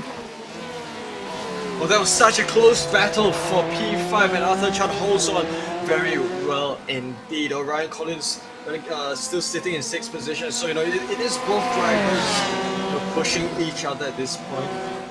So of course, you know, both of them are equally fast. Both of them are taking advantage of each other's pace.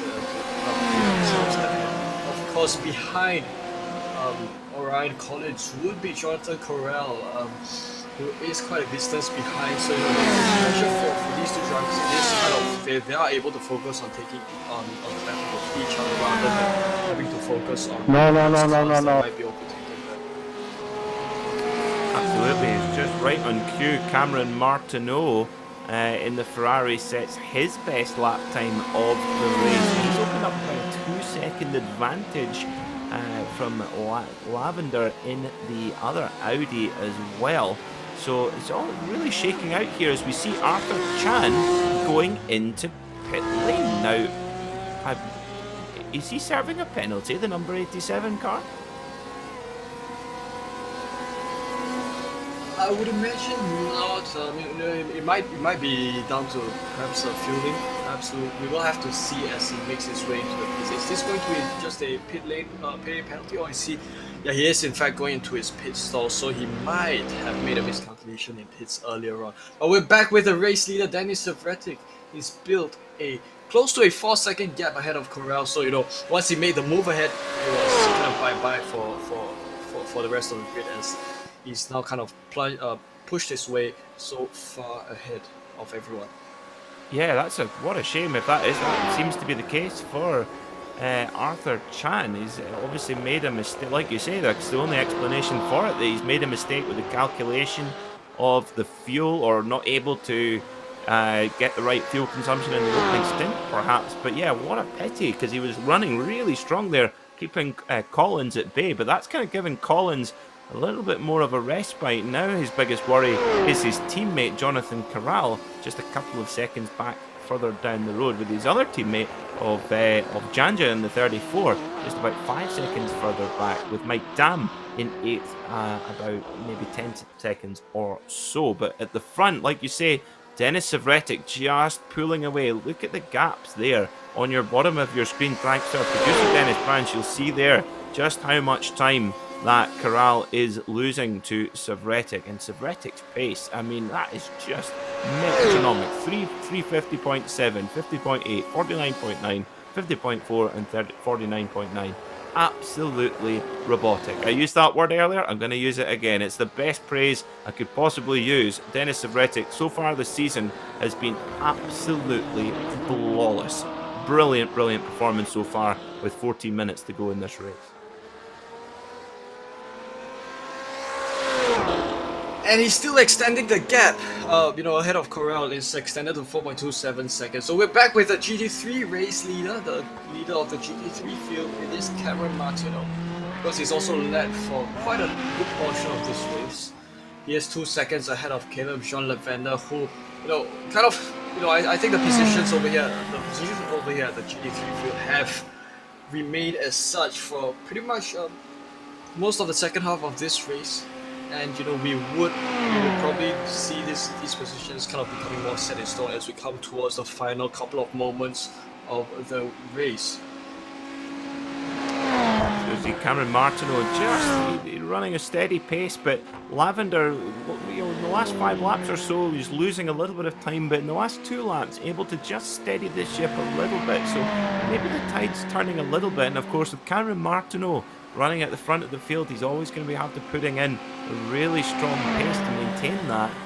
And it's maybe Caleb John Lavender's been perhaps just keeping his powder dry a little bit and just saving a little bit to the very end. And of course, all the points can get handed out at the end after the checkered flag. Now, for Lavender, remember, he's second in the championship right now, with Elvis Rankin currently back in 3rd spot. So for Lavender, a second place or even getting up for the win would really help him to close the gap to Elvis Rankin. It should be that Elvis Rankin will, if he put the flag out now, he would maintain his championship lead, but he would have it cut down a little bit.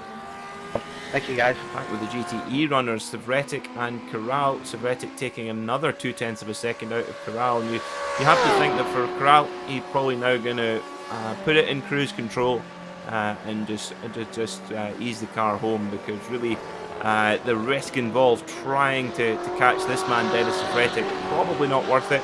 And for Corral, a second place finish will bring a good bag of points. Gaps up to 4 seconds, so it is a stellar performance by Savretic. We could just well see him take this home, with the consistency that he has had. If we have a look at the rest of the GTE field, I did notice that there are less GTE cars than GT3 cars. So you would be able to kind of segment, if you can see from the mini map on your top right of your screen. You can kind of segment the battles between Savretic and Corral. That would be one, and also positions 3 and 4, the cars of Alcrudo and Schwenke. That would be another battle segment.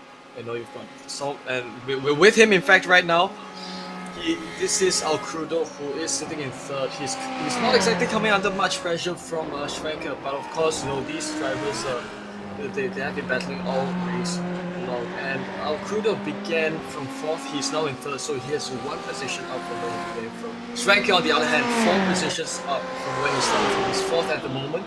He began from 8th earlier on this race, and it is such a good racing to see here. They are coming upon some lap traffic in the form of some GT3 cars, so it is something for them. It is kind of their turn to manage lap traffic coming their way. Absolutely, yeah, Travis Schwenke. He's certainly a racer. He's not qualifying, not really his strong suit, but we always see him work forward in the races. Of course, Schwenke races classic VW, so does a bit of racing in the real world. And the experience certainly shows here from the Ricmotech series, one of our regular front runners. And this battle between Dolio and Duino still going on between the Audi and the Ferrari. Nothing to separate them at all as we head into the final stages, the final 10 minutes of this race in the Ricmotech GT Challenge Series. Now, if you're a sim racer and you're watching the broadcast, first of all, good to have your company. Hope you're enjoying the racing. If you want to get involved with us here in the Ricmotech paddock, please do get in touch with us. All the details are in the video description. The guys at Extreme Motorsports run Fantastic League, which we broadcast here every Monday night on Apex Racing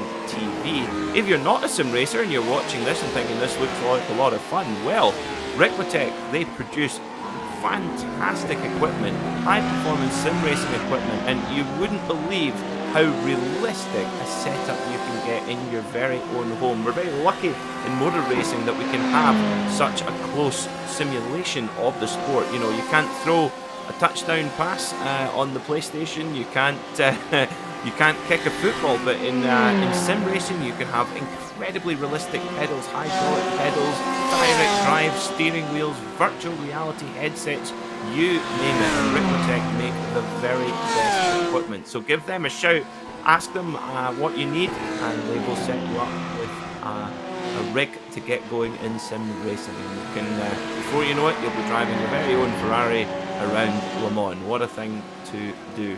So this battle between Duino and Dolio, absolutely nothing to separate them. And I tell you what, Wehan, I cannot make a prediction of who's going to win between these two.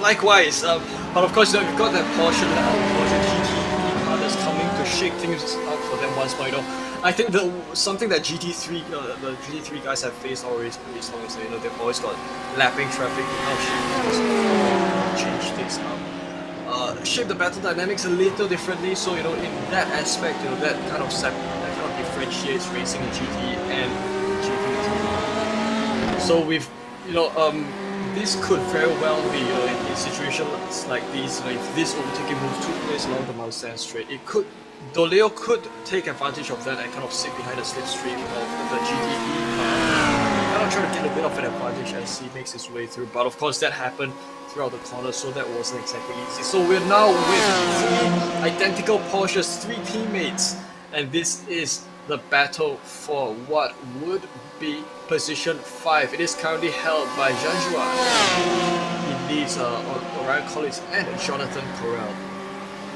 Well, this is time for a perfect, one of my absolute lifetime heroes, Murray Walker, the greatest commentator of all time in motor racing. He was known for his Murrayisms, where he would, in his excitement, would come out with some slightly strange sounding statement. So this would be a good time to say the car at the front of the shot here is unique, except for the ones behind, which are identical. Oh, very much so. And and this is Janjo, he's in fact pulled up a gap. He's pulled a gap of 1.3 seconds. That's quite surprising. It just happened in one Mulsanne stretch like that. We're now coming upon a couple more stretches as they make their way towards the right-hander. So this is Orion Collins who leads Jonathan Corral, and I think the pack is kind of rebunching up once again. So you can see, you know, the effects of slipstreaming. It does have a huge effect on where your car is, especially on a place like this. So this is interesting. We're approaching the end of this 90-minute race, but of course here at Le Mans the lap is so long, of course, just under 4 minutes for these drivers. And interestingly, of course, normally when you take the white flag and signal in the final lap when the leader goes across the line, you know, on a normal lap of 1.5 minutes or 2 minutes or so, the fuel doesn't necessarily cause a problem. But here at Le Mans, if you've got to do another 8.5 miles longer than you thought, just because you're in the wrong place, you're just in front of the leader and you have to kind of do one more lap than you thought, it all comes down to when the leader comes over the line. So we'll see. We'll keep an eye on that to see when the white flag comes out, because if we go slightly longer than the 98-minute race, well, there could be one or two drivers that are getting a little bit nervous about their fuel.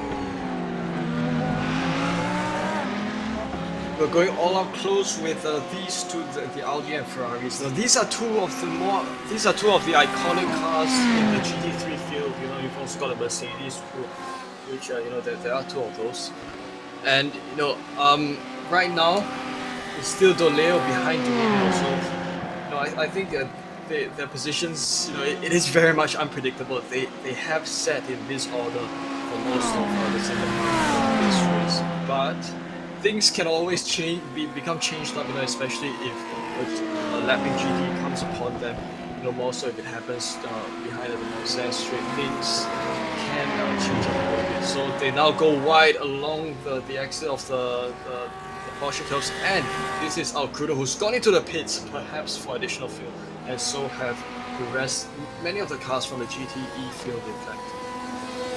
Yeah, this is a disaster for all these guys here. They're obviously either not had the right fuel calculation or not been able to save enough fuel and just not able to get the car to the end. So for Janja, for Corral and for Alcrudo, an absolute disaster, and that could allow Jen Mcdonald in 9th place. Yep, as we see her on the timing screen, she steps up to 7th position. So if she can get that BMW M8 home on the fuel that she's got, that will be very much a benefit for her in the streetsurvival.org machine. Beautiful white and blue BMW M8. So I would say that if I were Denis Savretic or Justin Corral, I would be getting pretty nervous right now, because we're seeing most of the GTE field having to go back into pit lane for a really quite costly splash and dash. Well, Wihan, I think they've got to be, I'm sure the fuel light's coming on. They'll know sort of where they are on fuel, but I think we could see a few drivers having to really be very light-footed to get the car to the flag. And also given the fact that, one lap here is much longer as compared to other tracks, though, the difference is so huge, so you don't exactly have things like one lap margin or the margin of a few meters. One lap here, especially with the high fuel burn, makes a lot of difference. So usually drivers will have to make that pit move if suddenly they find that they don't have sufficient fuel to last the rest of this race. So this is Jose Doleo. Finally, he is probably thinking of making an overtaking move. This is a drag race down the stretch. We'll see if he's able to edge out. Unfortunately, he does kind of fall a little bit back behind as he goes braking for the Mulsanne chicane. And we will have a look to see if Duino is still able to kind of hold Doleo off as we come towards the final stretch of the Mulsanne straight.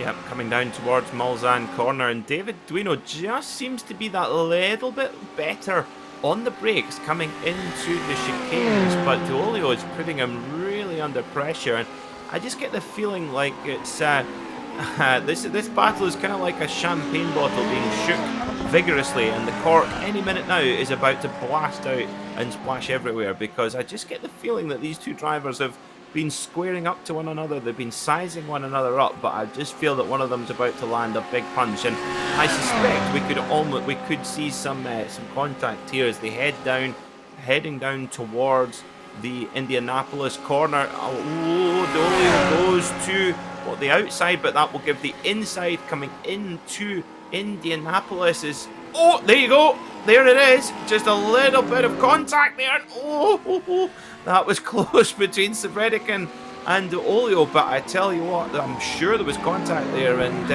sorry, not Savretic, my apologies. Duino and Olio.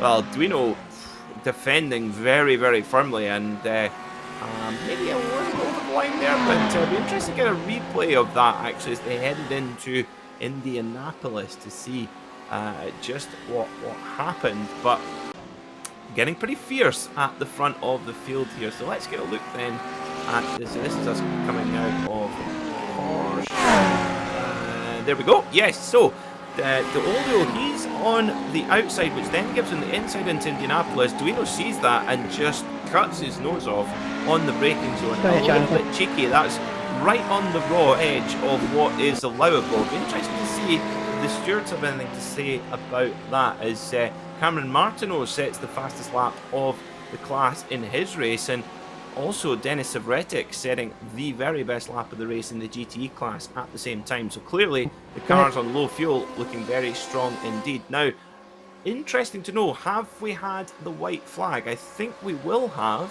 as Denis Savretic's now well down the Mulsanne straight. So this, I presume, will be the last lap. Is that correct? There is a chance this could be the case because we have passed the 90-minute mark of this race. So it could be white flag at this time. It could also be checkered flag as the driver, as Savretic, because he leads the field, so it will be dependent on where he is. Yeah, I would suspect so. Of course, it's knowing that Denis Savretic would be coming over the line, so it'll be interesting to see if we get the checkered flag for Denis Savretic right now. I would presume that we have taken the white flag and this is the last lap, but we will keep you up to date, viewers. As Denis Savretic, well, white flag or not, he's been absolutely flawless in this race. Now 4.5 seconds from the mightily impressive Justin Curran in his Porsche. Now, for these guys, you've got to think that, well, with Savretic's pace, it's incredible. He's obviously not going to worry on fuel, but, well, quite extraordinary from the BMW driver. See, most of the other guys more than a minute back after this 90-minute race. So Denis Savretic then heads up to the Porsche Curves for the last time then. And it looks like it's going to be a third win from 3 attempts here in the Ricmotech GT Challenge Series. So what this is going to mean is that any car that's in front of Savretic will have to do one more lap, and any car that's behind him will finish the race with him. Checkered flag.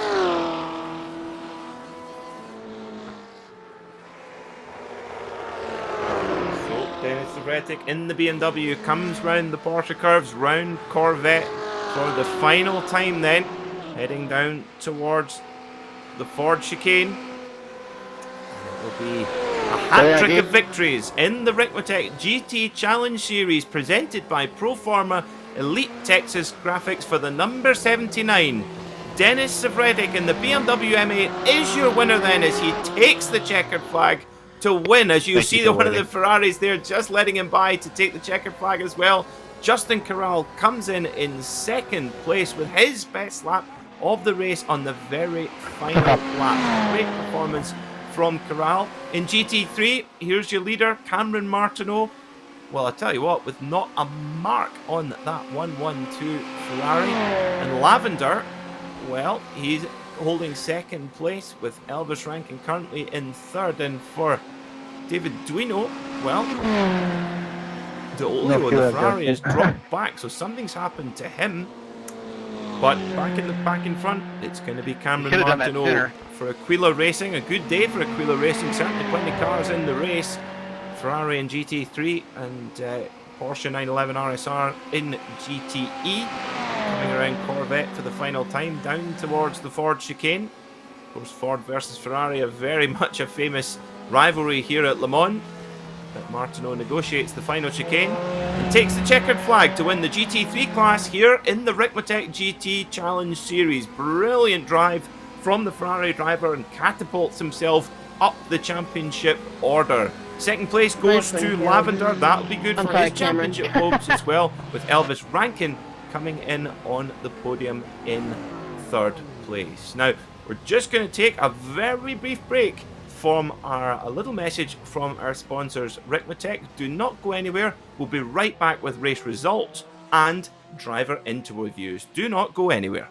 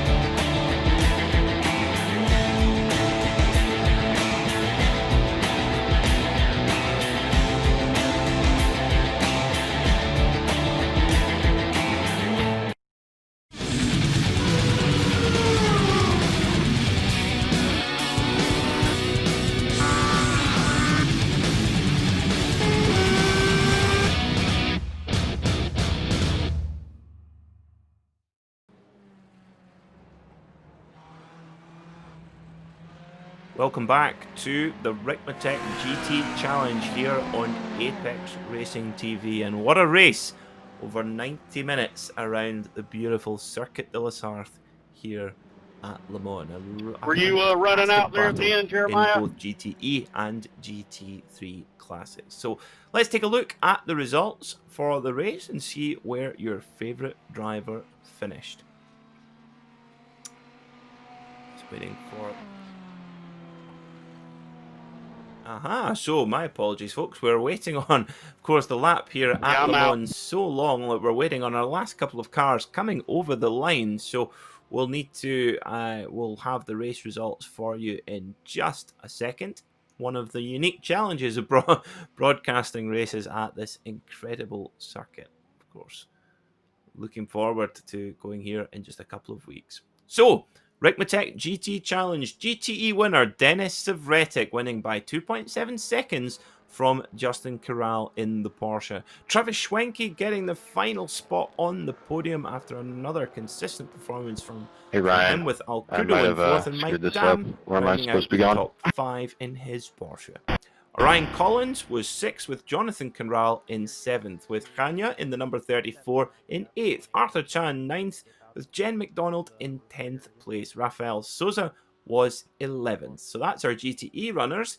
In GT3, it was Cameron Martino in the 112 Ferrari winning by a convincing margin, 6.6 seconds from Caleb John Lavender in the Audi. Elvis Rankin solidifies his championship lead with a 3rd place finish in his number 1 Ferrari. 4th place was David Duino with an amazing defensive drive against the advances of Loeski Dolio, who finished all the way back in 7th. Nathan Manning was 5th and David Payton 6th. Kevin Ford came in 8th in his Ferrari with Jeff Jacobs and Chris Thorman rounding out the top 10. William Dillon was 11th, Derek Holland 12th, Kevin Hawkinson 13th, Bobby Childs 14th, Jeremiah Kellerman 15th, with Scott Brooks, Ross Roddick and Tony Kernan rounding out the runners, with Daniel Munoz, Raymond Rodriguez and Joel Lee in 21st. Now, we hopefully will have a couple of our drivers come into our interview room here on Apex Racing TV, and I believe we have our GT3 winner, Cameron Martino, joining us in the commentary box. Cameron, a fantastic drive, a convincing victory. How does that one feel? Oh, thanks, Peter. Yeah, it feels really, really good. Yeah, I was this feels really good and kind of feels like redemption from last week at in the Cayman. So well, certainly well deserved. And of course, here at Le Mans, it's the circuit here has some unique demands to say the least, and a completely new strategy required as well. But tell us about your setup, because of course at Le Mans, a low downforce setup is obviously necessary for the long straights. But coming towards the end of that race, the 90-minute race, coming through places like the Porsche Curves, how is the car feeling, and how do you like to set your balance for this track? Yeah, so it's interesting that you say that. I was making up a lot of time in the Porsche Curves. The car felt really, really good throughout the entire stint. It actually, as soon as we started getting down to lower fuel, the car actually started getting faster and faster. So typically, yeah, a lot of low downforce is required here at this track. You know, if you're not going to be able to keep up on the straights, and I was definitely playing around with, you know, my rake and you know, some of my camber settings just to, you know, get the car to handle the way, you know, I wanted it to. So overall, unbelievable race, and setup was absolutely fantastic. How many beers do I have to buy you to get that set up for my family?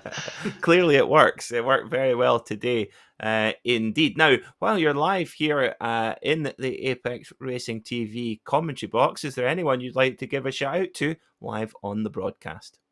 Yeah, I'd really like to give a shout out to my teammates at Aquila Racing, and also give a shout out to the admins. They put in a lot of work and effort, and as well as you know, some of my family that's at home watching the broadcast right now. And big thank you to you guys for coming here every week and putting on a great show. Well, thank you very much for the kind words, Cameron. Go and enjoy your victory, and we'll see you next time in a few weeks' time here in the Ricmotech paddock. Alrighty, thank you, Peter. So that was your GT3 winner, Cameron Martino, and our GTE runner-up, Justin Corral, is with my colleague, Wei Han. Wonderful, Justin. Wow, look, I recall that you had the race lead for quite a huge moment in the race for a good portion of the race, in fact.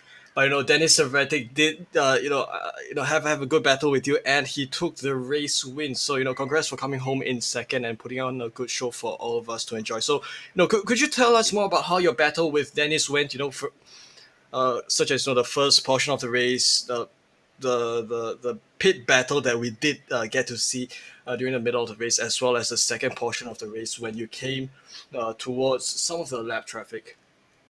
Well, I knew the BMW had way more power on the straights than I did, so I was trying to gap him, but he was able to keep it down. And then when we were going into pits, I was hoping I could, because I was fuel saving the whole time, so I was hoping I could get in and get out way before him, but that didn't work either. So.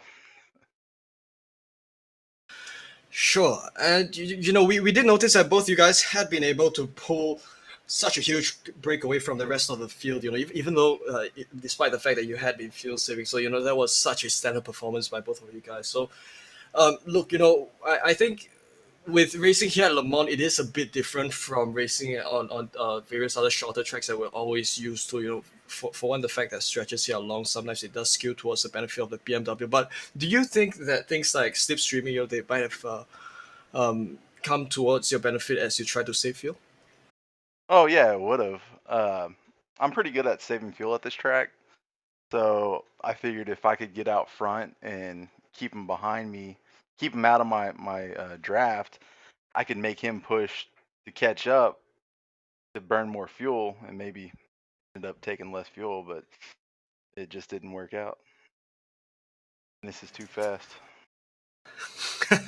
Yeah, I understand. Yeah, I think his consistency is up there, and so is yours as well. And look, before I let you go, anyone you'd like to give a shout out to, sponsors, anyone?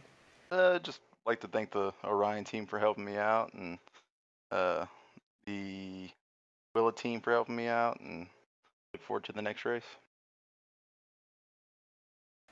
Wonderful. That was Justin Corral, second place finisher in the GTE field, and we will have Cameron Martino next, and he is with Peter McKay.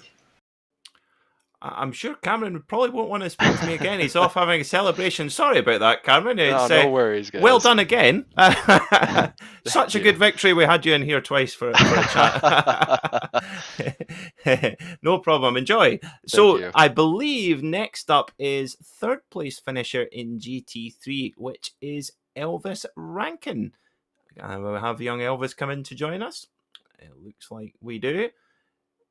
Elvis, a brilliant drive to third place today at Le Mans. Tell us about your race. If I could sum it up in one word, it'd be slowdowns. That's literally all I can sum it up by now. I tried to pull off a good strategy in our number 1 Orion Ferrari, but I think if I would have gotten a little less than 5 slowdowns in the whole race, I think I would have had a shot at it. I had the pace for sure. I just got the slowdowns wrong place, wrong time. I pulled off the right fuel strategy, but didn't get it where it counted for sure. Yeah, here at Le Mans, of course, the the stewards, they are particularly strict, and there's nothing worse when you just sneak over that edge and then you get that slowdown penalty. It's certainly tricky. Of course, next round in this series, we're heading off to Laguna Seca, not a track where slowdown penalties are the issue. It's more certainly the corners like the corkscrew and such. How are you feeling heading into that particular race? Really good. Last time we went there in Sports Car Series for Ricmotech, I picked up the win there, so I feel really good going there. I feel like that's a track I'm pretty good at. Going on in the next wee while? Yeah, I'm going to be doing a Formula Car race at Sebring International Raceway. It's going to be a blasting, and we got a big plans for 2021 for sure and through the off season, so it'll be exciting. Oh, Sebring, I am jealous. I'm beyond jealous that you get to drive a single-seater car around Sebring. Make sure that your teeth are in, because, of course, the bumps around there will be rattling them will. out. Now, Elvis, I know you've obviously, with your sim racing exploits and your real-world racing exploit, there's a lot of people who are part of the effort. Tell our viewers on Apex Racing TV who they are. Yeah, first off, I want to thank my team, Orion Race Team. You know, they did an amazing job bringing me on board, and I'm so thankful to be on board with, in my opinion, the world-class team. My manager, Frosty St. Clair, we couldn't do what we do in Orion without him, so I want to thank him a ton. My mom, my dad, my grandma, my grandpa supporting me in the real world and in sim, whatever I need, being there for me. I'm gonna say thanks to Ricmotech this week. I've been meaning to shout him out. He's in Frank from Ricmotech puts on this series for us as the main sponsor. We couldn't do what we do without Frank. I run one of his chassis. Thank you so much to Frank. Yeah, all the sponsors that keep us on track in real world, we couldn't do without them. And then you guys at Apex for broadcasting the race. That's very kind. Thank you, Elvis, and wish you all the best with the race at Sebring. If we don't speak before then, good luck and go hard. Well done. So that was Elvis Rankin, and that's about all that we will have time for here on Apex Racing TV. But let's have a very quick look at upcoming events here in the Ricmotech paddock. Of course, we have our sports car series, we have our classic sprint series, but the next round for the GT Challenge is at Laguna Seca in 2 weeks' time, August 31st. We go to Monterey, to California, to, well, a different circuit you cannot find more than Le Mans. Of course, Laguna very much undulating, tight, twisty, and quite a short lap as well. So that's going to be a completely new challenge for all of our drivers. Thanks so much to our sponsor Ricmotech for their support of this series, and also Elite Texas Graphic as well. Thanks so much to our producer Dennis Brands for bringing us the wonderful images and graphics for the broadcast, and my co-commentator today, Weihan Chan, joining me in the commentary box. But without further ado, thanks so much for watching here on Apex Racing TV, and we'll see you soon here in the Ricmotech paddock. Thanks for watching.